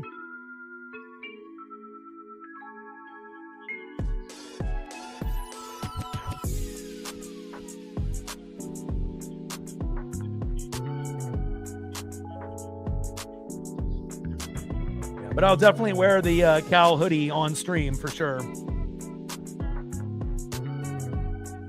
And, you know, we'll see if they end up having like a Cal Raleigh player image, like a real photo of him, you know, pressed onto the sweatshirt. This one's more kind of cartoonish, you know, but still it's very cool. A nice catch there from Bo Nix to Cortland Sutton.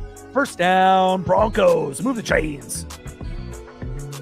6-yard pass from Nix to Sutton. 1st down and 10 at the Denver 39. know, you guys do the old school thing, like make a list. And yeah, I think my family's the complete opposite. Like no one really asks or makes a list. It's pretty much you show up and you don't know what the hell's going to happen. You don't know who's getting what. And I think it's that, you know, makes it kind of exciting. You know, you don't really know what's going to happen on that particular day when you get together.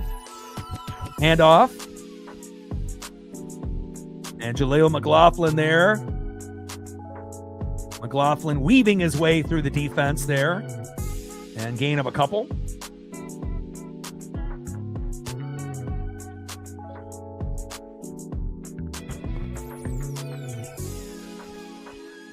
Six-yard run by Jaleel McLaughlin.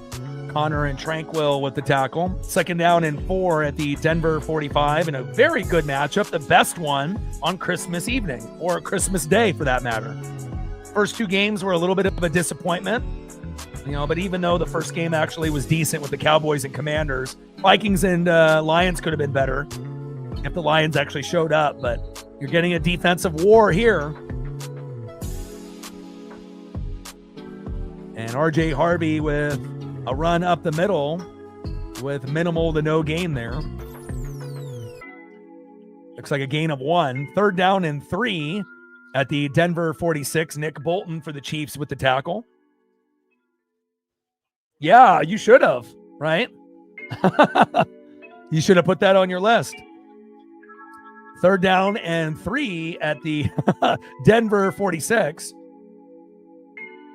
Chiefs showing blitz. Shotgun set. Chiefs rushing 4. Nix. And right in between the heart of the defense. Caught. First down, Broncos.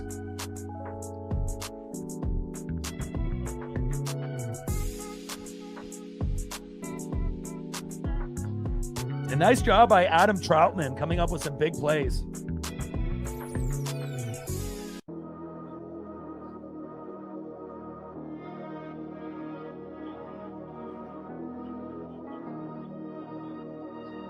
All right, man in motion, 5 wide receiver set, empty back. First down and 10. Let's see if Chiefs end up bringing a zone here or if they bring a late blitz. Nix steps up in the pocket, bobbled, and then caught. There we go. Flag on the play. We'll see what this is. Still early. You still got a chance in the late third quarter or fourth quarter for them to get in the end zone. Plus, Chief defense is usually pretty good. It just wasn't good the last 2 weeks after the injuries.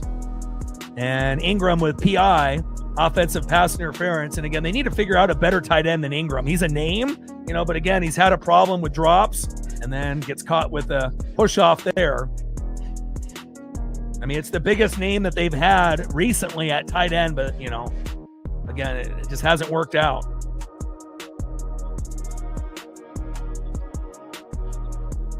Yeah, and that's why you don't necessarily, bet on games by just looking at the spread. You know, sometimes I feel the spread is over-exaggerated to bait people to bet so they lose. Now it's first down and 20 after that offensive PI by Ingram. Nix goes deep, and Cortland Sutton says, I got it, baby. First down, Broncos. Move the chains.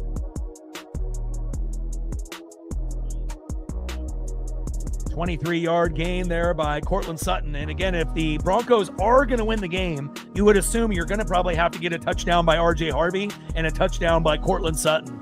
You know, if you can get those to get yourself to 20, you know, you might have a good chance to win this game. First down and 10 at the KC 30. And let's see if the Bronco offense can continue to move the chains or if they're going to get stuffed and stalled for another field goal. Halfback toss to RJ Harvey. And just no blocking there on the offensive line against the Chiefs. Williams with the tackle there for the Chiefs.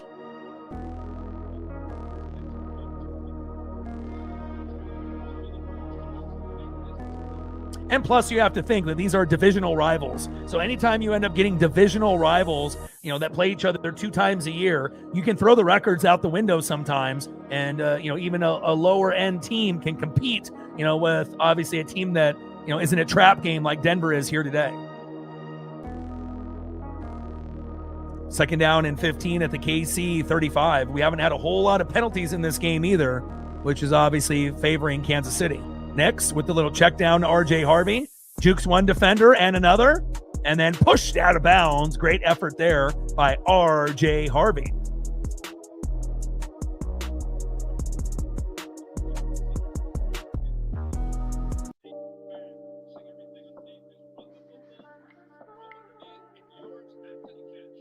"13-yard pass from Nix to Harvey.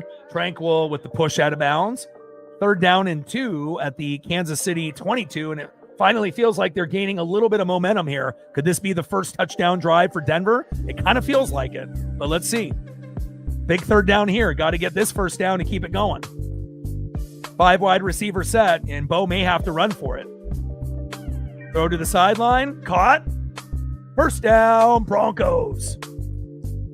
Troy Franklin, the other Oregon Duck, Nix to Franklin. First down, Broncos. Move the chains. There you go, Denver. But the flow of the game, it kind of feels like whoever has the ball last might win. And that's exactly what we would want, for a Christmas game. Something competitive and close.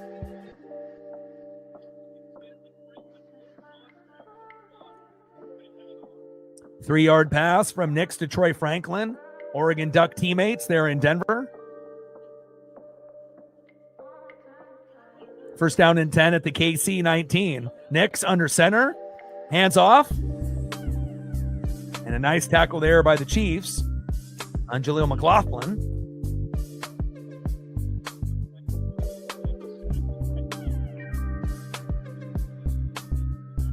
Yeah, I'm definitely looking forward to that Broncos-Charger game coming up, because that could determine a lot, at this point, depending on what happens here today. Jaleel McLaughlin with a nice 3-yard run. Jerry Tillery, the D tackle for the Chiefs, with the tackle. 2nd down and 7 at the Kansas City 16. Nix under center. Play action. Bootleg rolling to his right. He's got a man open. Decides not to throw. Pump fake. And decides to just take the minimal gain. Better than throwing an interception for sure. 3rd down.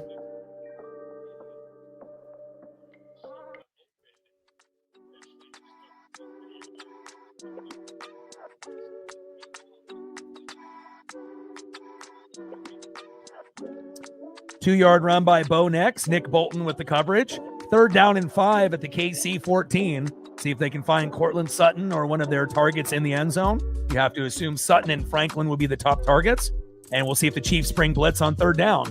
Shotgun set, 3rd down and 5. Nick steps up in the pocket, coming back to the football, and Troy Franklin very close to the first down marker.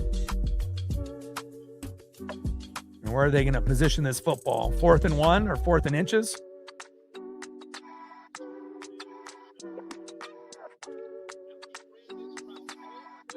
All right, it's 4th and 1 at the KC 10, and we're in the 3rd quarter with 3:31 left. So I assume they're going to go for it here instead of just going for another field goal. 4th and inches. If you do a QB sneak, you can get this first down. I mean, obviously, you can kick the field goal and make it 10-9, but at some point in the 3rd or 4th quarter, you're going to have to go for it, right? You want to make sure your quarterback and the coach, you're on the same page. And, you definitely want to take the points while they're there in the 1st, 2nd, and 3rd quarter normally. But again, we are getting close to the end of the 3rd quarter. They haven't been able to get that touchdown yet, and they're going to need to score at least 1 or 2, to be able to beat the Chiefs. So, it might be a little risky to go for it, but if you don't get it, it would essentially be like a punt, because then they would be starting on their 9 or 10-yard line anyways, and you can get the ball back. But you run a QB sneak here with Nix, you should be able to get the first down, you would assume.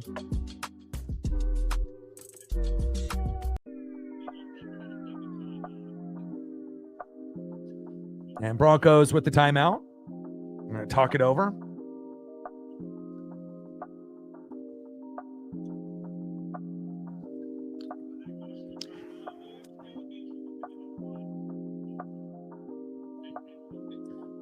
All right, here we go. 4th and inches. And again, you can take the 3 points and make it 10-9, but again, going forward and not getting it isn't going to be as detrimental since they're on the, 10-yard line. It would essentially be like a punt, but every point matters, and obviously getting it to 10-9 is a lot better than 10-6, but 13-10 is even better. Let's see what they do here. 4th and inches. Next, QB sneak, first down, Broncos. And they listen, and they get it. Nice job there by Denver. And, 9 times out of 10, you take the points. But again, with where Denver is record-wise, and everything that's going up to this point, they've been patient up to this point with about 3 minutes to go in the third. So, sometimes you have to have a calculated risk, and I think that was worth the risk and the right call. 1-yard run by Nix, and they get the big first down. Mike Pennell there with the tackle, 1st and goal, and now they actually legitimately can get their first touchdown of the game. 1st and goal. But I like that calculated risk, especially with just a couple minutes left in the third. Trips right, 4 wide receiver set. Next, steps up. Nice run, go Bo! Yeah! Touchdown, Broncos! What a fucking run by Bo Nix. Go Ducks! Wow. And again, sometimes that's all you need is that momentum. And, even though it's not always pretty on that offense, this Denver team is gritty. And again, they are one of the top, 3-4 teams in the AFC with the Jaguars, the Patriots, and obviously the Buffalo Bills. Great blocking up front. Bo Nix slithering his way into the end zone and taking a big hit. And great job by Bo Nix there. Nice 9-yard touchdown run. And instead of going for 3, making it 10-9, you're approaching a 13-10 lead, and they're definitely going to need that. Again, if you get one more touchdown in the fourth quarter, that could be the difference between winning and losing this game. Nice job by Bo Nix and that Bronco offense. It took a while, to get there, and they even needed to go for it on 4th and 1, but it was the right call, and we have ourselves a ball game, and it's been like that from the very start. And it might come down to whoever has the ball last or who ends up having that critical turnover or mistake in the fourth. That could end up being the difference in the game. There we go, baby. Merry Christmas. Who would have thought that the Broncos and the Chiefs would be the best game on Christmas, and the Chiefs are playing a third stringer at quarterback, and it's not Mahomes, and it's not Gardner Minshew. Unbelievable. And again, I feel like the fourth quarter is going to be pretty electric as well. Like, sub, donate, comment, share. If you haven't smashed that like button yet, please do. Help us get to 100 likes, 100 on that dono train. And 5 to 15 subs. Let's get it, baby.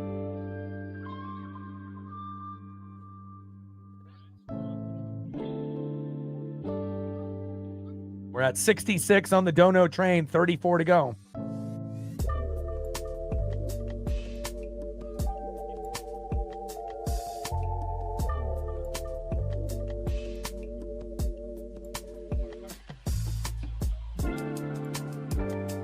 All right, we're at 66 on the dono train, 34 to hit the goal, baby. TJ in the building. What's good, brother? Merry Christmas, brother.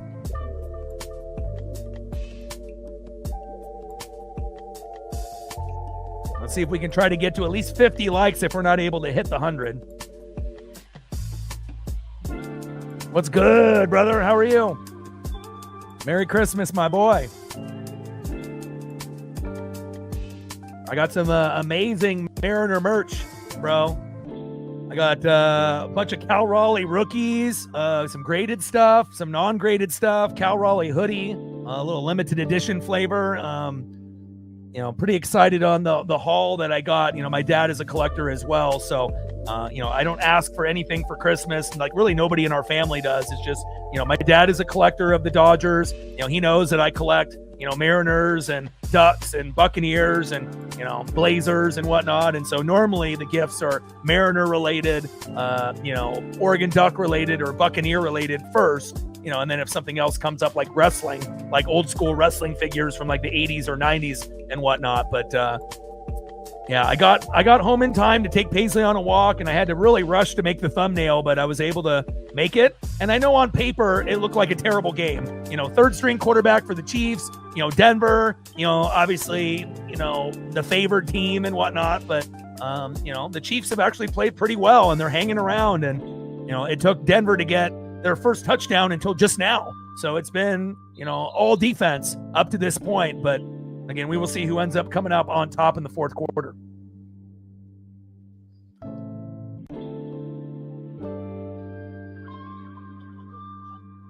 Will Lutz, 65 yards into the touchback. Plus, I wanted to do the stream today because obviously we didn't do a stream on Tuesday and Wednesday, and then we're not going to do one tomorrow. And then we will be doing the Texans and Chargers on Saturday. It's a doubleheader, and I think that's better than Ravens-Packers at 5. The time slot is better for that game, but I think there's more at stake and a better fun matchup with the Texans and Chargers battling for a playoff spot and playoff positioning. So that game will be at 1:30. And we'll end up doing that. That'll be on NFL Network. So we'll do that on Saturday. Sunday Night Football, like usual, which will end up being this weekend. It's going to be a great one. Bears and Niners, 2 teams that could actually beat the Seahawks, Rams, or Eagles if they play bad. And then we got Rams and Falcons on Monday night. So that's going to be what's on tap for Saturday, Sunday, and Monday. And Xavier Worthy running a little jet sweep there, and no one was fooled on the Broncos, including Singleton. And that's going to be second down.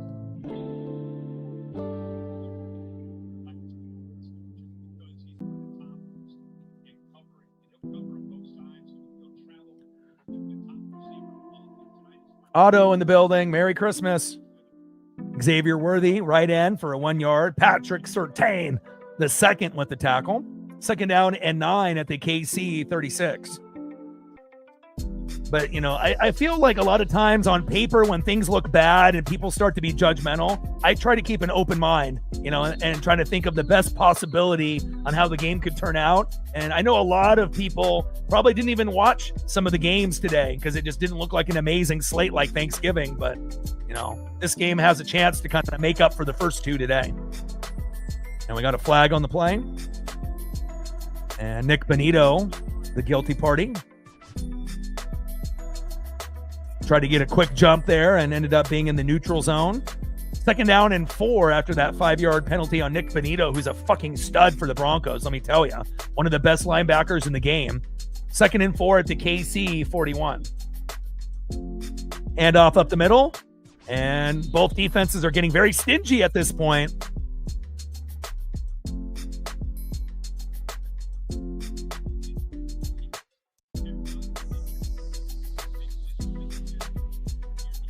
I got some Ken Griffey Jr. stuff, and again, it just, he knows, he knows what, as a collector himself, odd and unusual, things, that are related to our sports teams and whatnot. So I ended up getting all kinds of other random stuff as well. I got seat cushions, from the bowl game where Joey Harrington played Colorado, before he went into the draft when we were supposed to play Miami. And it's from a collector, season ticket holder from Eugene that actually went to the game and ended up having a few of those seat cushions that have the graphics on it from the game and sponsors and whatnot. And again, for some people, that's not really anything, but for me and my dad, like, we look for stuff like that. And, I love being able to get the odd, memorabilia and whatnot. And that was the last game Joey Harrington, played. And Joey was really the guy that made me love duck football, even though I was watching duck football in the 80s and the 90s, but really the guy that made me fall in love with Oregon duck football to like a whole nother level was obviously Joey Harrington. Didn't pan out for the Lions and, back up for the Steelers, but he will always be a duck legend and he'll always be Captain Comeback. And, I like being able to get random odd things like that. I even ended up getting some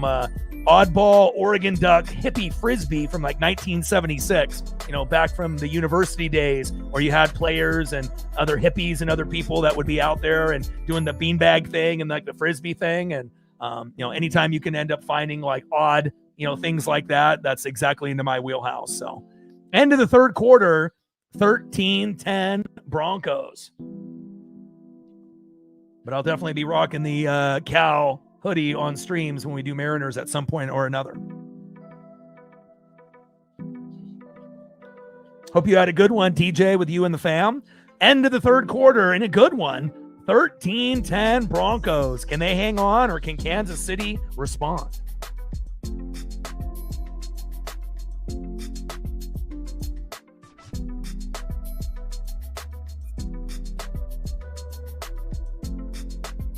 Like, sub, donate, comment, share. If you haven't smashed that like button yet, please do. Help us get to 100 likes, 100 on that dono train. And 5 to 15 subs. Let's get it. Bang, bang. I think the thumbnail turned out pretty awesome as well. You know, I had to manufacture a brand new Kelsey image, and I didn't know if I was going to be able to make it in time. And obviously I had to hit you with the Merry Christmas, on the thumb as well. And I think it turned out awesome.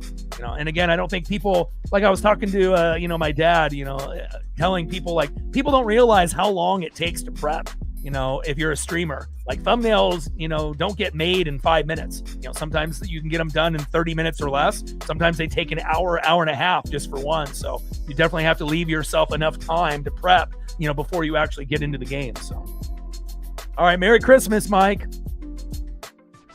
But I'm definitely excited about these Cooper Flag rookie cards. Was not expecting that. Like, I never have even mentioned to family that Cooper Flag would be an option. But again, if you are collecting basketball cards this year, that's the guy that you're trying to get, for rookie card and autos is Cooper Flag. And that was a surprise. I never anticipated getting any rookies of Cooper Flag, but, I'll definitely take them. And this was a good time to get them now, before the value gets too high. And, lots of Cal Raleigh rookies. Let me tell you, my collection is exploded with Cal Raleighs. I love it. All right, now it's 4th down and 6 at the KC 39. Chiefs with the punt. And Uncle Mo, the momentum for the Chiefs that was amazing, in the first quarter and a little bit of the second quarter, slowly but surely is kind of dying off a little bit, right? And now the Denver Broncos have recollected the momentum. And guess what? In the fourth quarter, who's the best team in the fourth quarter in the AFC, for a majority of the year? The Denver Broncos. So we know the Patriots and we know the Bills can go on a fury in the fourth quarter as well. Same thing with the Jags. And even the Chargers, Texans, and the Steelers have had some decent fourth quarter comebacks or fourth quarter explosions. But again, we will see if Denver can, kind of keep the foot on the gas, or if Kansas City can force another turnover. And that might be the only way they win this game. They're going to have to get a field goal or a touchdown, and they're going to have to hope on one of the drives that Denver has before the game ends. They're going to have to try to get a fumble or a pick. And if they're able to do that, then the game might be able to be tied, or they may be able to take the lead. Otherwise, Denver has a chance to potentially win this game by 6 to 10 points if Kansas City's defense gets a little tired out there. But again, I'm very proud of the way that Kansas City is playing. Again, a lot of people on paper looking at this game after seeing the first 2 games today and might have said hard pass. Chiefs aren't going to show up. Third string quarterback. Denver's going to win by 1 billion. Why am I watching? But again, that's why we watch, because just because you assume something in sports doesn't mean that's what's going to actually happen in the games. And, Chiefs have always had a pretty good defense. The question mark was really offense all year. And, they haven't played up to their standard. And then Mahomes got hurt and Minshew got hurt. So it's insult to injury. But again, third string quarterback has actually played like a second string quarterback today. And yeah, they haven't put up a lot of points, but at least it's close, 13-10. And I don't know if you could have asked for a better last game of the night instead of the Broncos being up 20-0 and half the people have turned the game off already. So I'm excited to be able to see how this one will play out. Denver is desperate for a win. The Chiefs are desperate to play spoiler. And again, when you end up playing a team in the division, sometimes you throw the records out the window, right? So sometimes you don't really know what's going to happen. So Reflect in the building. Happy holidays. Merry Christmas. Thank you so much for your generosity. Stacks, racks with a little Cactus Jack. Bang, bang. Thank you so much. $100 dono. Reflect, my boy. Appreciate you. And we've had some good support today. We had Jay with his first dono to the channel, $50. Reflect with a hundo. Sarah representing with $1 and a $5. Chief started off with a $5, and then we also got a $5 from Not JT. So for someone that almost wasn't able to get home in time, to get this stream going, thank you guys for all the love and the support. It really means everything. Especially, when I want to stream on Tuesday, Wednesdays, and Fridays, but if we're not going to get enough support, doing NBA or NHL, I have to just take the days off. And then we just have to maximize, the NFL and college football. while we're here. So if that means that we have to work 4 days a week for a little while until we get to baseball season, it's not what I want. But again, I want to make sure that I'm not wasting my time and, all that time and energy and whatnot. So thank you so much. Appreciate you guys to the fullest. And again, we're just a couple months away from Mariner baseball for some of us that love that. So we're going to do a lot of football, NFL and college football till we get there. And I love you guys, and I appreciate you guys very, very much. I got an amazing collection of Mariner stuff for Fleck. Cal Raleigh rookie cards. Man, so many. My dad went crazy this year. I was not expecting as many cards and graded cards, but I'm pleasantly surprised. Shotgun set, Bo Nix, and complete to Cortland Sutton. That'll be 3rd down and 4 at the Denver 26. I mean, I watch, stuff, but it's different, to prepare for a stream. I'm keeping up, with OKC and, Denver and Minnesota and everything that's going on and, the NBA, but I'm just not going to, do those for really streams. And if we had more support for NBA and NHL, I think I would do it. But, I have to go based on my metrics and, based on what we've seen up to this point. And a nice catch there. And look at Randy getting right behind. Nice job by Michael Bandy getting right behind the other offensive wide receiver, getting a little bit of distance and help. Nice job by Michael Bandy. 1st down, Broncos. Move the chains.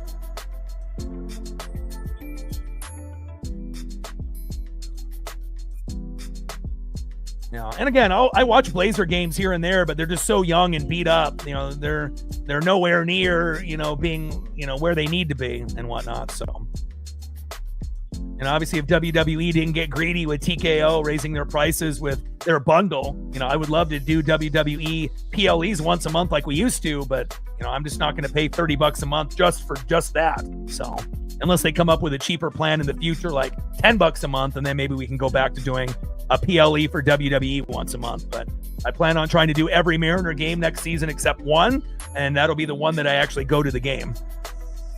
RJ Harvey, 3-yard run, 2nd down and 7 at the Denver 35.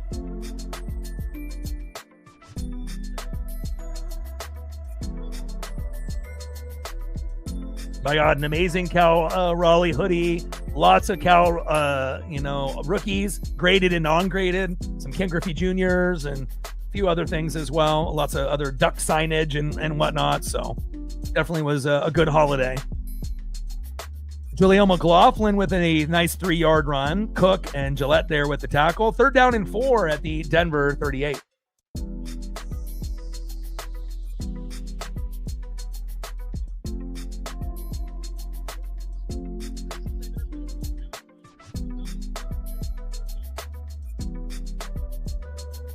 Trips left, audible at the line there for Bo Nix. 3rd down and 4. Nix steps up in the pocket and slips and falls. Chris Jones is there. It's 12 noon. You know what time it is. Time for a sack lunch. Yum, yum, yum, yum, yum. And again, Chief defense coming up big when they needed it the most. And a big sack lunch from who? Chris Jones. Who? Chris Jones. 13-10 Broncos. And a big 7-yard loss for Bo Nix from Chris Jones. Yeah, for sure. I'll let everyone know what game I'm going to be going to. And then, once we figure it out, I was going to go on the 4th of July. But again, Blue Jays are coming to town this season. And after how good they did last season with us, they're our new rival, right? And again, every seat that was within the first 20 rows on the Mariner side that we wanted to sit in, section 119 to 121, that's the best chance to get a foul ball. Everything was 200 and up for a seat. Nice return here from the Chiefs. Wow. Beautiful special teams play there by Kansas City. So Smith with that nice return. So again, I don't know if we're going to go, to a game that has a bobble, or if we go sometime towards my friend, my best friend's birthday, which is at the end of April and mine's around the beginning of May. But again, I wouldn't mind seeing someone I haven't seen before, team wise, but definitely want to get like a collectible bauble if we can, or like some kind of giveaway, to obviously make it, a little bit more special with some kind of souvenir and whatnot. But, I definitely want to try to get a ball when we go. Crawshaw with a 59-yard punt, and Brashard Smith has been pretty good with his attempts. 2 attempts for 56 yards and a nice 45-yard return. First down and 10 at the Denver 45. And they're just a few first downs away from tying it up with a field goal with Harrison Butker. But if they can, get a few big plays, it might end up being 17-13 here in a moment.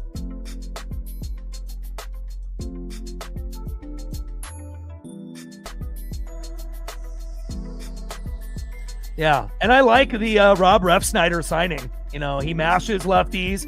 He can play first base or outfield. We got him on a cheap deal. And anytime, if you watched Boston, he wouldn't play every day. He would play like on the 3rd day or the 4th day. Like here and there, they would plug him in. Kind of like a Kike Hernandez, like a utility guy. But again, I like him. And I think so far, it's been pretty good. I mean, Naylor was must, right? We didn't get Jorge Polanco. We still have a chance for Gino to come back on a cheaper deal if he's willing to take it. And then obviously for, Harry Ford for Ferrer, and then getting Rob Refsnyder, I like it a lot. So, again, it's still a work in progress for the Mariners, but I'm definitely excited of what we've done, and I definitely think, a few of those are under the radar signings, but could be definitely good value signings moving forward for sure.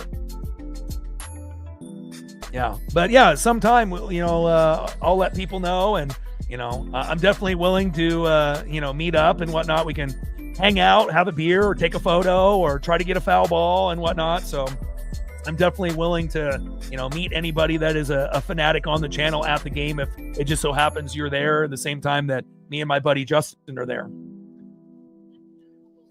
Platooning with Canzone, that was the goal in the articles that I've read, that could potentially be something that we could see. Obviously Robles is starting, but, we could actually plug and play, a few guys, in there if needed. So.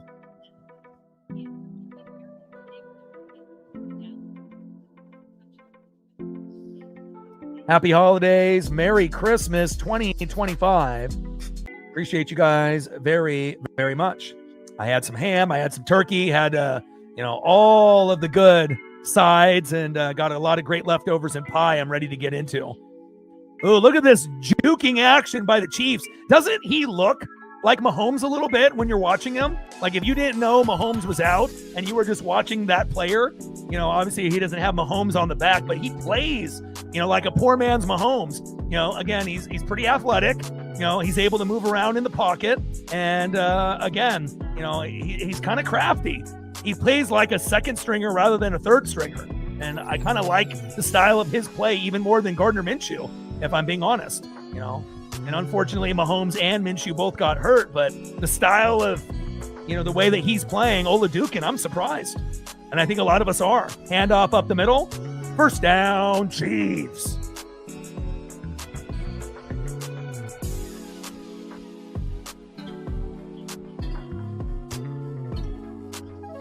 Nice 9-yard pass from Olajuwon to Juju Smith-Schuster. Second down and 1 turned into a rush up the middle for a first down. And Kareem Hunt got that first down, 4-yard gain. Singleton and Roach with the tackle there for Denver. First down and 10 for the Chiefs at the Denver 32. Handoff up the middle again. And minimal gain. And it kind of feels like it may come down to whoever has the ball last wins the game. And, for the Broncos to be 13.5 favorites, obviously, anytime you see, a Vegas line a little higher than it should be, it always feels like it backfires. Like they almost do it on purpose to bait people to bet. And so that way that the house can win. It feels like every time we've had a big spread for one team compared to another, that it never ends up panning out. Like it ends up being more competitive than what the spread assumed the game would be a blowout. So now if the game was in Denver, maybe Denver does win by 13.5 and the Chiefs give up with no fans cheering for them, but not here in Kansas City. Tipped, and it goes backwards, incomplete.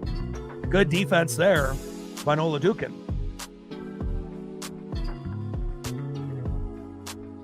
Nice job by Nick Benito.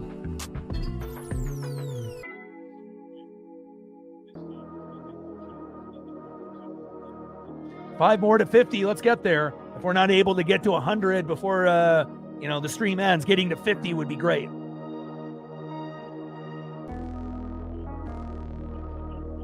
And we're at 166, 34 to get to the next tier of the goals.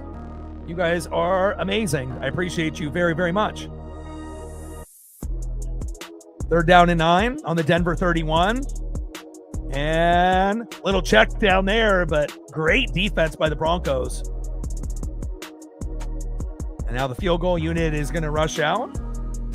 And Brashard Smith just couldn't get away from that shoestring tackle. Second 2-yard pass there from Chris Oladukin, and that's going to be 4th down and 7 at the Denver 29, and we should be able to get this game tied up 13-13. We know field goals and extra points are not automatic anymore, but 96% against the Broncos for career numbers for Harrison Butker, so you would assume that this will be good. 47-yarder. Snap is good. Hold is good. Kick is up and good. And just like that, 13-13 all, when we thought it was going to be a terrible slate of NFL games on Christmas, the last game looks like it's going to be the best of the 3. There we go.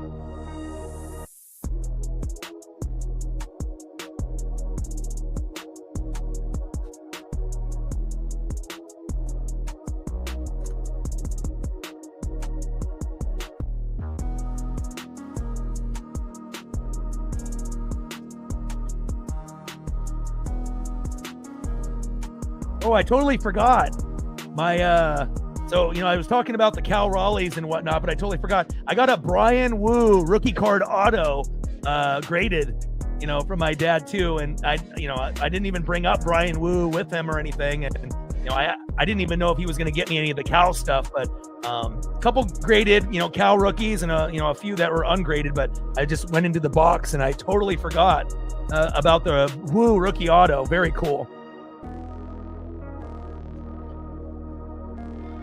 Got a killer signature too. I'm going to have a lot of fun looking through these after the stream is over for sure.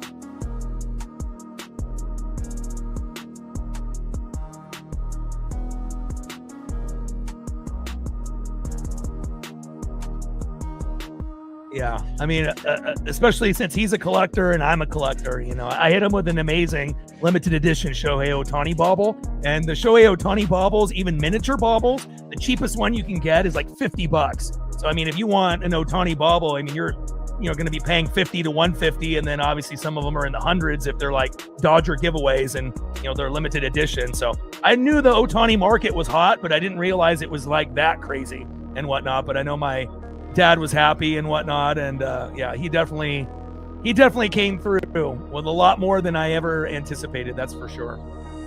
Yeah, seriously. I mean, Cal rookie cards, Brian Wu rookie card auto graded. I mean, I even got Cooper Flag cards, and I never even mentioned Cooper Flag to my dad, so I'm not really sure where the Cooper Flag influence came from. But if you were going to collect NBA cards this year, that would be the one that you were trying to get, as far as like a guy that could potentially be, a Hall of Fame player and whatnot. So not sure where my dad got the inspiration of getting me a few Cooper Flag rookies, but thank you very much. I'll definitely, take that. So, I mean, obviously I could have gotten a few more Mariner, rookies out of that, but, I got plenty. Harrison Butker with a 65-yard kick. Touchback to the Denver 35. 13-13 all here on Christmas Day 2025. Time flies. I can't believe we're getting close to the new year. And we got 8:03 left in the fourth quarter. So no stream tomorrow. Saturday, there's a doubleheader, and we're going to end up doing the better game of the two, which will be the Texans and Chargers at 1:30. Ravens and Packers are on at 5, but I don't know if anyone really wants to watch the Ravens and Packers. I mean, I would rather watch the Chargers and Texans because it actually means something, especially for playoff positioning and to see how they match up late in the year. And definitely looking forward to Bears-Niners on Sunday night. I was really hoping that they would play each other since they are kind of wild card teams where if they play well, they could beat the Seahawks, Rams, or Eagles. If those teams play bad, Bears and Niners are definitely, kind of spicy. And then we get the Rams and Falcons on Monday night. So we know the Falcons are kind of out of it, but we'll see if the Rams can play well against Atlanta. And then definitely I'm hoping that the Buccaneers can beat the Dolphins, and then we can match up against the Panthers at the end of the year for a chance to make the playoffs. Next, short left to Evan Ingram with a 6-yard pass, and that's 2nd down and 4 at the Denver 41. Yeah, Lions are out of it. And again, I felt like the Lions and Packers were kind of reeling, and we know the Buccaneers and Panthers aren't good, and Steelers aren't really that great, and Ravens aren't playing really that good football right now either. But, somebody's got to make it between the Steelers and Ravens, which looks like Steelers. Somebody's got to make it between the Panthers and Bucks. Right now it's the Panthers, but I do have confidence that we can win the last 2 games and maybe steal the spot. We'll see. And a nice 3-yard run by R.J. Harvey. Nick Bolton and Drew Tranquil with the tackle. 3rd down and 1 at the Denver 44. But it shows no Ben Johnson, injuries on the O-line, injuries on the defense. And as great as Jahmyr Gibbs is, he's not good enough, by himself. Or with David Montgomery, Goff, and Amon-Ra, injuries to Laporta, Hurd. And, again, when, you got Penei Sewell and you have a few pieces, kind of like the Buccaneers, the Lions. But again, if you don't have good O-line, good D-line, good defense, all those skill position players that are sexy, it only goes so far. And then you end up getting exposed. And unfortunate to see the Lions maybe run, slightly over. They're going to have to rebuild and retool. I mean, they have some of the skill position players in place, but they're going to have to get the O-line, the defense, and, try to get a Ben Johnson type of play caller again, because this year was a disaster for them. And it shows you how good Ben Johnson really is on what he's doing with the Bears. They should have never let him go, but of course they had no choice. Throw to the sideline to Cortland Sutton, incomplete after that R.J. Harvey 11-yard run. And that's going to be 2nd down and 10 with less than 6 minutes to go. Yeah, crazy. The Lions only put up 10, right? Reflect. I mean, that's a game on the road. You knew it was going to be tough. And maybe if they were at home, they would have been able to squeak it out. But 10 points against Minnesota, that's really disappointing. And again, for a team that was so good the last couple years, now it feels like they have to rebuild again. That's why you never can anticipate, who's going from worst to first or from third to first. And sometimes teams end up doing much better than you expect, like the Bears this year. Throw to the sideline, incomplete. Jordan Humphrey, the intended wide receiver. 3rd down and 10 for Bo Nix. Lil Jordan Humphrey. Got to get that, baby. Man, I totally forgot about the Woo. I just looked in the box. I was like, oh my God, Brian Woo. My dad's got good taste. I mean, I would have taken just a Brian Woo auto, or just a Brian Woo rookie card, not even graded. I would have been ecstatic.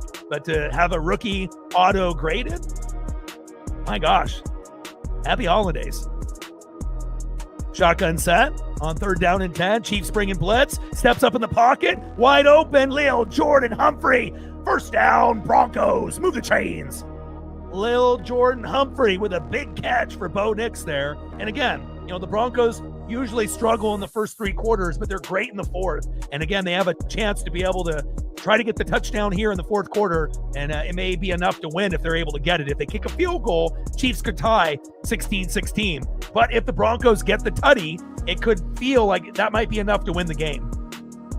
Nice 17-yard pass by Bo Nix to Lil Jordan Humphrey. 1st down and 10 at the KC 28. Move the chains. Yeah, right? You thought getting Hutch would be like a key, but there's just too many other injuries. Branch and a few of those guys in the secondary, the corners, the linebackers, and then not having Ben Johnson, and then losing Laporta. But for the most part, they had Goff, Gibbs, Montgomery, and Amon-Ra. So you assumed, and Penei Sewell. So you assumed they would still be kind of like last year or the year before, but not so much. They definitely took quite a few steps backwards, right? A big disappointment for them this year. And RJ Harvey up the middle, 6-yard run, 2nd down and 4 at the KC 22. And, for the Broncos to be, 13.5 favorites, and a lot of people said, I'm not watching this game after watching the first two. This is the game that you should have ended up tuning into, and I know Stranger Things debuted today at 5 p.m. Pacific. And after I walk my pup, I'm going to be binge watching those 3-4 episodes, and then the season finale is on December 31st, and then the show is over. But I'm very, very happy. I stuck to my guns, and I had enough time to make the thumbnail to do this game. Now if Denver is up 20-0, then everyone would have been right. Oh, this one sucks. This is a blowout. Chiefs gave up on their team. They're not playing for pride. They're not trying to play spoiler. But again, I'm really pleasantly surprised that the Chiefs have played much better than they have in the last 2 weeks after the Mahomes and Minshew injuries. And again, when you have a third string quarterback, you don't really expect anything. But the defense has played, top tier at this point. The Broncos defense is always good. And you're sitting at a 13-13 tie with 4:50 to go in the fourth. And that's what you could only ask for. Whoever has the ball last might win. And going into the game, it never thought that could be possible. But again, that's why football's great. I feel like when you get an exploded spread, a lot of times I feel like Vegas does it to bait people to bet on the game. And then the game ends up being close and all those people lose. Whether it ends up being Denver winning by just a little bit or Kansas City getting the upset. But when I saw that 13.5 spread, I was like, okay, who's quarterbacking? But again, they were acting like the Broncos were playing like the Saints or the Raiders or the Jets or the Browns. And again, the Chiefs actually have a defense and they have skill position players. And again, if they played like they did the last 2 weeks, yeah, maybe the Broncos do win by 14 or more. But I definitely seen a switch flipped, as far as like passion and effort. And they still may not win the game, but at least they're playing like they're trying to. And that's all that matters, right? Yeah, I mean, it's sexy for football this year. Not for you, Chief, because you're a Chief fan and you've been able to be blessed for 10 to 12 years of dominant football. But Seahawks, Rams, Eagles, Bears, Niners, and then obviously you're going to get that Buccaneer or Panthers. And then you got the Bills and the Broncos and the Patriots and the Jags and the Chargers and the Texans and the Steelers. It's not every team that we thought would be in the mix at this time. Some teams ended up being worse. Some teams got injured like the Lions and the Chiefs, but sometimes it's nice to have new teams be able to emerge, and we'll see what we end up getting for a Super Bowl. Could it end up being Bills Broncos? Could be. Could it be Bills Pats? Could be. Could be Bills Eagles? Could be. And then if they're lucky enough, the Patriots or the Broncos might be able to get there. But I still think the AFC runs through Josh Allen, in my opinion. Regardless if they have to be at home or on the road. I think that's kind of the team to beat. And then obviously you got the, Broncos, Patriots, and Jags below them. And then obviously Chargers and Texans below them. And then obviously the Steelers are at the bottom. And then Eagles with the Seahawks and Rams at the top. The teams that could beat them if they play bad, Niners and the Bears. And then obviously nobody really believes in the Buccaneers or Panthers. And we get it. They don't really have teams good enough, to be able to go on a deep run. But, who knows? That's why we watch football, right?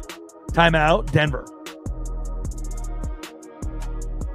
And then I'm really excited about the college football playoff, right? You got Indiana, Ohio State, Oregon, and Georgia. Somebody's winning the Natty out of those 4 teams. So it's nice to be able to have one of the teams in the Pacific Northwest. And, got to beat Texas Tech first on January 1. If we're able to do that, we got to go against Indiana, one of the toughest games of the year. We already lost once at Autzen. We want payback. And then I want Ohio State in the Natty. We might not be able to beat them, but I want payback on them for what they did to us last year. So, we'll see how that all plays out, but it should be very exciting to be able to see how the college football playoff pans out, as well as the NFL playoffs. And once all that gets concluded, then we can get into Mariner baseball and baseball in general here on the channel. And I'm very excited about that. Yeah. I mean, I think at some point Chief fans knew that this day would come, but again, it was a little shocking that it was this year. I think a lot of NFL and Chief fans thought it would happen in a couple years, but just not this year. Shotgun set on 1st down and 10, screen pass, and good defense for Kansas City. A trifecta of Chiefs right there at the point of the football. Williams and company with the coverage.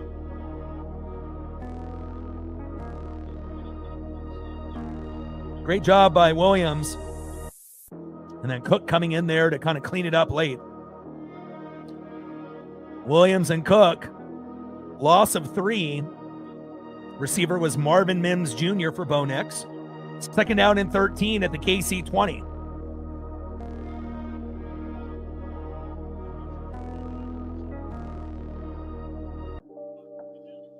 Nix on second down and 13. Bo, and he's going to run it. Pumps the brakes a little bit and then goes down. Tackle by, I believe, Nick Bolton. And now we got third and manageable for Bo Nix here. Third down and 5 at the KC 12. And again, it feels like if Denver gets 3, that's not good enough to win the game, right? KC could tie it with a field goal or potentially win it if they get like a long PI call on one of the DBs like Surtain. So again, if you're Denver, you need to score a touchdown here because a field goal, you're not going to probably win with that. You might be able to force overtime with it, unless Denver was able to get a pick, after they go up 3, but we'll see here. Third down and 5. Nix, nice pass. Good defense. Nick Bolton, beautiful form tackle there, preventing the first down. And now you're in a position, do you take the 3 or do you say fuck it and go for it and try to get the first down here? It's 4th down and 2 at the KC 9. You kick a field goal, you might be able to get a tie with Kansas City and hope that you can win in OT, but if you keep the offense out there and they get the first down and then you end up scoring, that could be the difference between winning and losing the game. But do you really want to take a calculated risk and go for it on 4th and 2, not score a touchdown, get stuffed, and then KC gets a field goal to win the game 16-13, which could also happen. So this is a very critical decision for Sean Payton and Bo Nix. Normally the answer is, take the 3, but again, they ended up going for it on 4th down on their last 4th and 1, got a first down by Bo Nix, and then Bo Nix ended up running in for a touchdown to get them to this point. So 2 minutes left in the 4th quarter. It's going to come down to whoever has the ball last. And again, normally, the smart decision is kick the 3, but again, only kicking the 3 against Kansas City may not be enough to win. So I want to see what they decide to do here.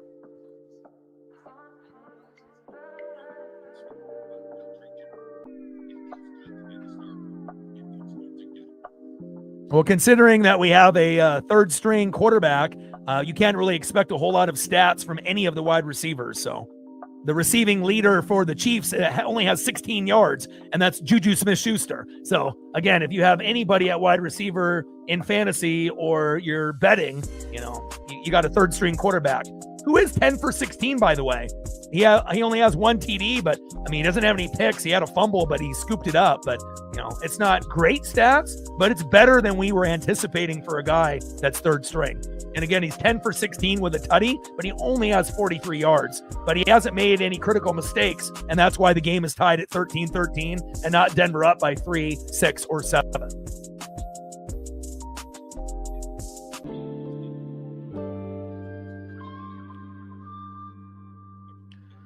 Yeah, I think so too.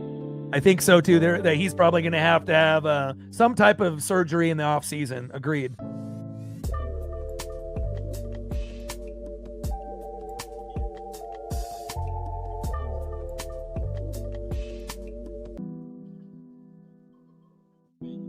Like, sub, donate, comment, share. If you haven't smashed that like button yet, please do. Help us get to 50 likes. 100 on the dono train. We got that. Let's go for 200.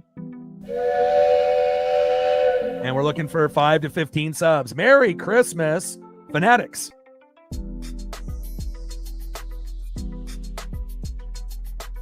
All right, unless Denver can try to get them to jump off sides, so that way they can just move the football that way. But let's see what they decide to do here. If you run a QB sneak with Nix, you could get the first down. Even though he's a little bit undersized as a quarterback and you got Chris Jones breathing down your neck, as far as some of those other offensive linemen that are right in front of him. But, Denver likes to do some kind of trick plays once in a while too.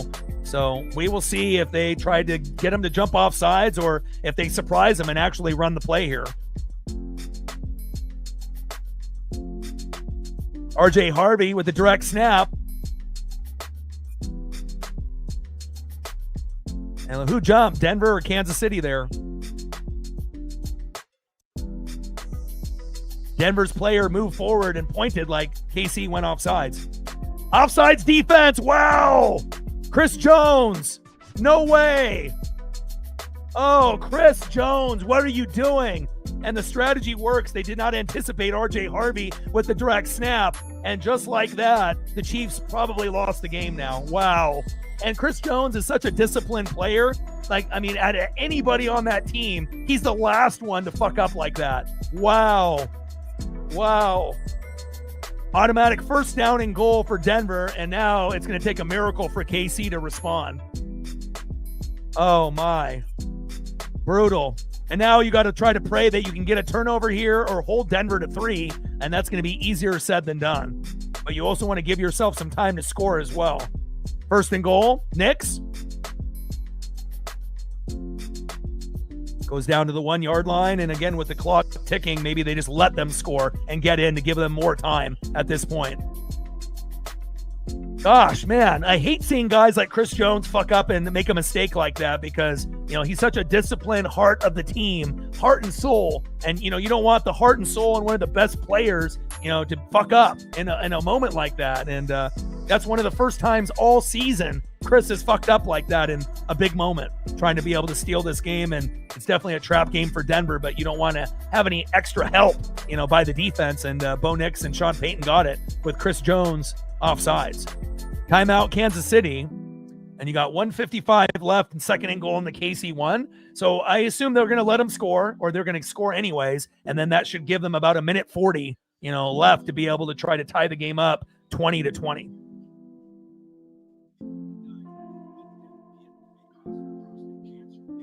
Yeah, but how many times does he get called for being offsides? And how many times does he get called in a game where it's crucial, where he's the one that gives up the first down, you know, on a big fourth down? It's pretty rare, you know, maybe once or twice a season, you know, type of thing, you know. And again, you're going to have guys line up in the neutral zone and sometimes offsides. But normally it's like, you know, first down when it doesn't matter and it's not affecting the actual outcome of the game. But when it's fourth down and 2 and Denver's about to score and you're trying to hold them to a field goal or a big stop, and then your best player on D, you know, is the one that makes the mistake, you know, just got a little antsy there trying to get that jump to make that play. So, yeah, I do too. I still love them too. It's just unfortunate when you get a great player that fucks up, but we're all human, right? You know, even great players make mistakes, like the Mariners and Pizzardo. I mean, hell, we were only a couple innings away, you know, from making the World Series, and one of our best bullpen guys, you know, gave up a big hit. It wasn't one of our shitty guys in the pen. It was actually one of our best. So sometimes really good players, you know, fuck up in big moments, and we are human. 1:55 left in the fourth quarter, 13-13 all, and one of the best games, obviously, here on Christmas Day. Cowboys were up big, and then Commanders fought back with their third-string quarterback, 30-23. They had no Jaden Daniels or Marcus Mariota. They only lost by 7, 30-23. But then the Vikings beat the brakes off the Lions, 23-10. And we have a good defensive battle, 13-13 tie. And I assume they're going to let them score to give them the most time to try to come back. I doubt Kansas City even tries to tackle them here. They're just going to let them score. I mean, what's the point on playing defense and, you know, stopping the clock? You know, you want the clock to have as much time as possible. You don't want it to keep winding down when they only have a minute to get a touchdown rather than 1:40. So I assume that this will be an easy touchdown here. Unless they end up going down and they hike the ball and they just fall down on purpose at the 1, you know, but you run a risk of something fucking up, you know, if you do that.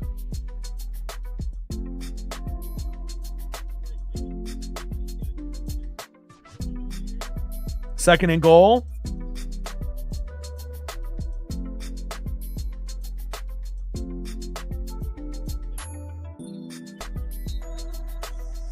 And good defense there by the Chiefs, and that makes them use another timeout, which is essentially what, you know, Denver wanted. 30-second timeout.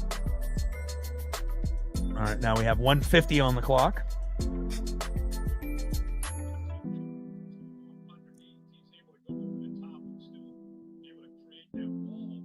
And I'm so happy that we actually had at least one good game from beginning to end on Christmas. We were spoiled on Thanksgiving with 3 great games and then potentially 2 bad ones. And then obviously this looked like it could be another bad one that might be unwatchable, especially if the Chiefs didn't try and they have their 3rd string QB, but they, pleasantly have played better than anyone even thought. So 3rd and goal on the KC 1, and you would assume that they'll score here.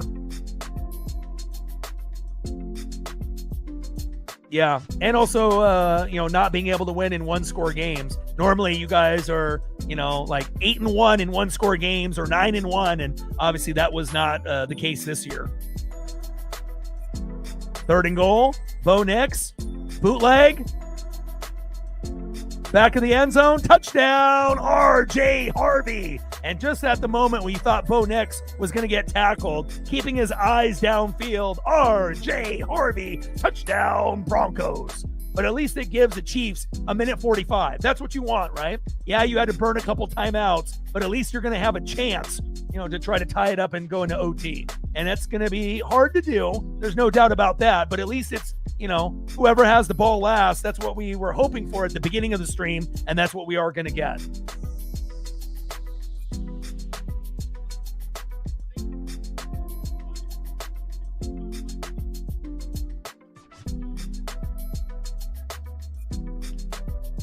Nice job by Bo Nix.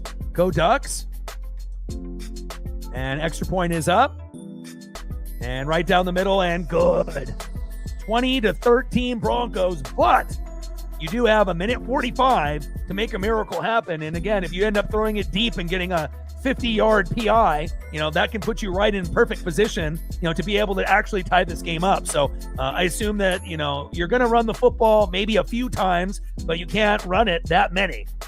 Again, you want to try to keep the defense honest here and there. But again, with limited timeouts, you assume that they're going to throw probably 90% the rest of the way.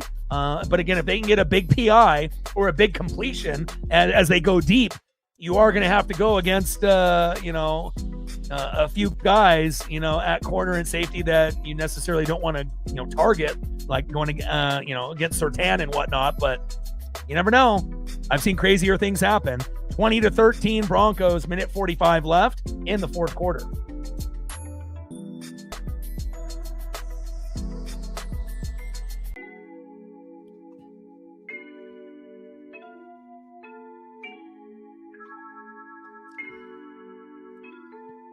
Merry Christmas, everyone.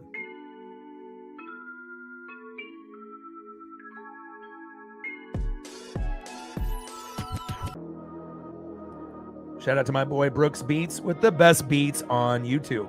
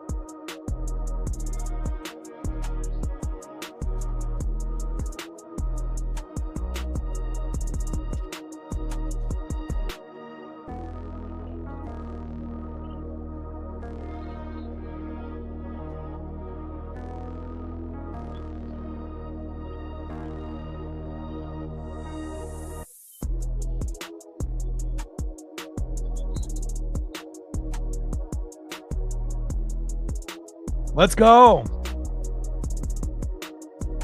Ola Dukin's got to hit him with a Street Fighter Hadouken. And if we can end up getting a big play, it could be something special. We'll see. He definitely, kind of plays like a poor man's Mahomes. He's got the similar build. Obviously he's pretty slippery out there. He's got a pretty good arm and he's athletic. Let's see if we can end up getting a PI or getting someone with some, some space where they can end up getting some yak yards here. But also it depends if Denver blitzes or not. And they go to Travis Kelce on a screen, minimal gain.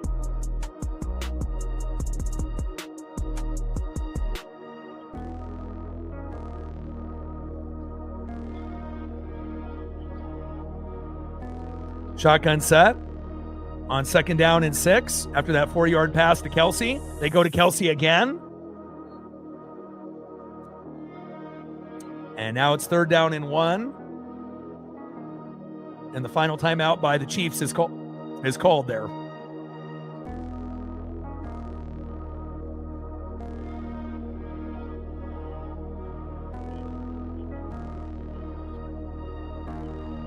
Kenyon Sadiq obviously is the best tight end in the country, or one of the best. Obviously, if Travis Kelce retires, that would be someone that could definitely give you guys a lift at the tight end position. But again, you guys need pass rush, offensive line, defense in general.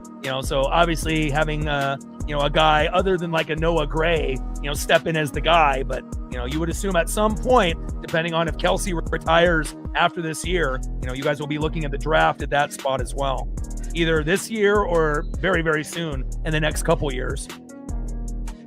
3rd down and 1. KC out of timeouts. Oladukin hands off. Good blocking up front. Ooh, nice run. Kareem Hunt, looking like the Kareem Hunt from back in the day. 1st down, Chiefs. Move the chains.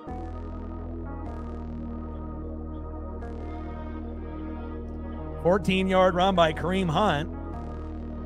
And Talanoa Hufanga is getting up a little slowly there with Barron by his side. And Talanoa Hufanga was injured on the play. 1st down and 10 at the Denver 42.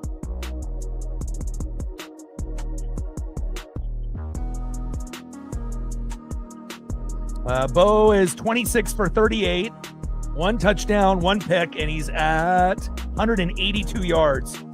Oladukin is at 12 for 18. 1 touchdown, no picks, 52 yards. So, again, 3rd stringer, you don't expect a whole lot, but he hasn't made any major mistakes, and that's why the game is still in reach. And then Bo Nix obviously had the pick, but it was a tipped pass that landed in Nick Bolton. So it wasn't really that much of a, Bo Nix mistake. It was just a great play by the DB and the linebacker, Nick Bolton.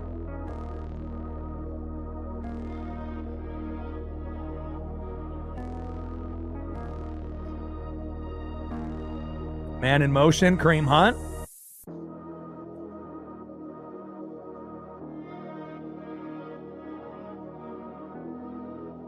Shotgun set on 1st down and 10.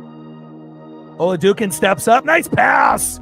1st down. Travis Kelce. Move the chains. There we go.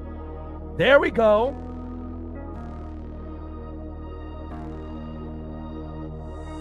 Oladukin is impressive. Better than Minshew, as far as what he can do on the field. Oladukin decides to run. Don't drop it. And a nice run there.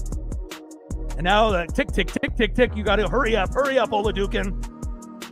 Come on, baby. Hurry up. And a nice 7-yard run there by Chris, and then a spike. Coverage by Nick Benito, the stud for the Broncos. 2nd down and 3 at the Denver 21. And obviously it shows you a field goal wasn't going to be enough for Denver to win. Again, Chiefs are crafty enough with enough offensive weapons, even with the Mahomes and Minshew injury, to still move the football a little bit here and there.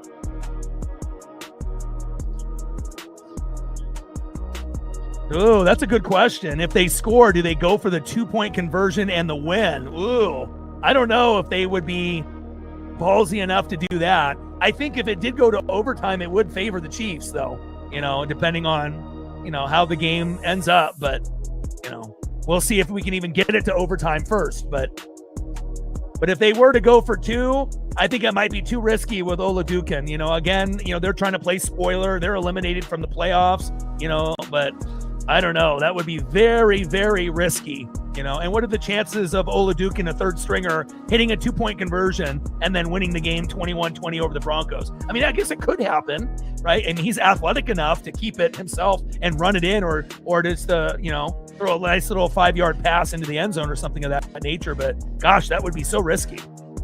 3rd down and 8. Floater.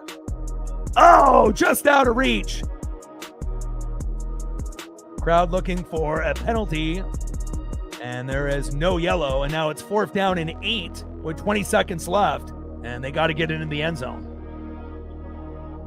I mean, obviously, it's not like if the Chiefs, go for 2 and they don't get it, it's not like it affects their season. They're already out and eliminated of the playoffs. But again, if you're actually trying to win the game and to play spoiler, it probably would be smarter just to, take your chances in OT and try to win it then. And I think that if it does go to OT, Chiefs could win. But if they go for 2, I mean, what are the chances of them getting it? 10%? I think league-wide it's like 20 to 30. So floater on 4th down. And incomplete. Any flags? And no flags. And I think that is it. So now the Broncos are going to come out, and going for 2 is not something that we can talk about at this point. So they needed to be able to get that touchdown there. And deep pass to Hollywood Brown. I mean, it's a 3rd stringer. No guarantee that Mahomes or Minshew would have been able to make that throw either. And, even though the Chiefs ended up losing this game, they didn't lose by 10, 14, 20, 30, and again, personally, they played a hell of a lot better than they have in the last 2 weeks. In the last 2 weeks, they gave up after Mahomes got hurt and then Minshew got hurt. No effort. But today they actually tried, and it showed. And it made for a great Christmas night game, considering the first 2 were a little underwhelming. So, yeah, Nagy got to get out of there. We know that. And there's the kneel down there by Bo Nix. And this one is over. Well, I appreciate all the love and the support. Chief with a $5 to get us going. Sarah with a $5, Sarah with a 1, not JT with a $5, and then Jaden with a 50 on his first dono on the channel, and then Reflect coming in like he always does, sharing the joy of a big $100 dono to help out the channel with me and Paisley and everything that we got going on. So thank you guys so much. And again, no stream tomorrow, and then we'll be live on Saturday at 1:30 for the Texans and the Chargers, which is going to be a better game than the Ravens and Packers on Peacock at 5. So it's on NFL Network, 1:30 Pacific. So we'll live stream the Chargers and the Texans. We're really looking forward to that game. More on the line rather than the Ravens, in that particular game late, and the Packers. So we'll do the first game on Saturday, and then Sunday Night Football. Really looking forward to the Bears and Niners. I feel that they are very equal to each other, and again, they both could upset the Seahawks, Rams, or Eagles if those teams play bad. So I'm really excited to see what we're going to get out of Ben Johnson and the Bears, and obviously Kyle Shanahan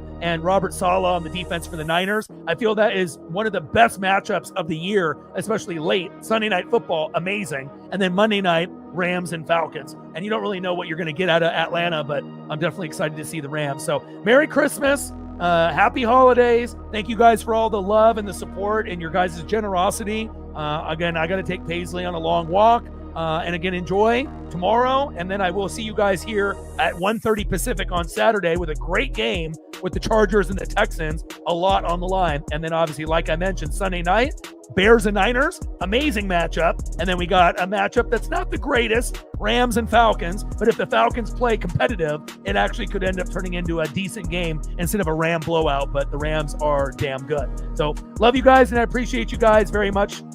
Thank you so much for your love and support with Chief Chief and Sarah and Jaden, and with Reflect and not JT as well. So I appreciate you guys very, very much.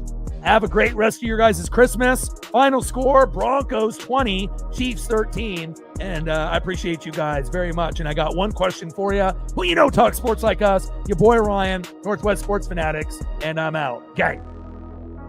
Merry Christmas and happy holidays.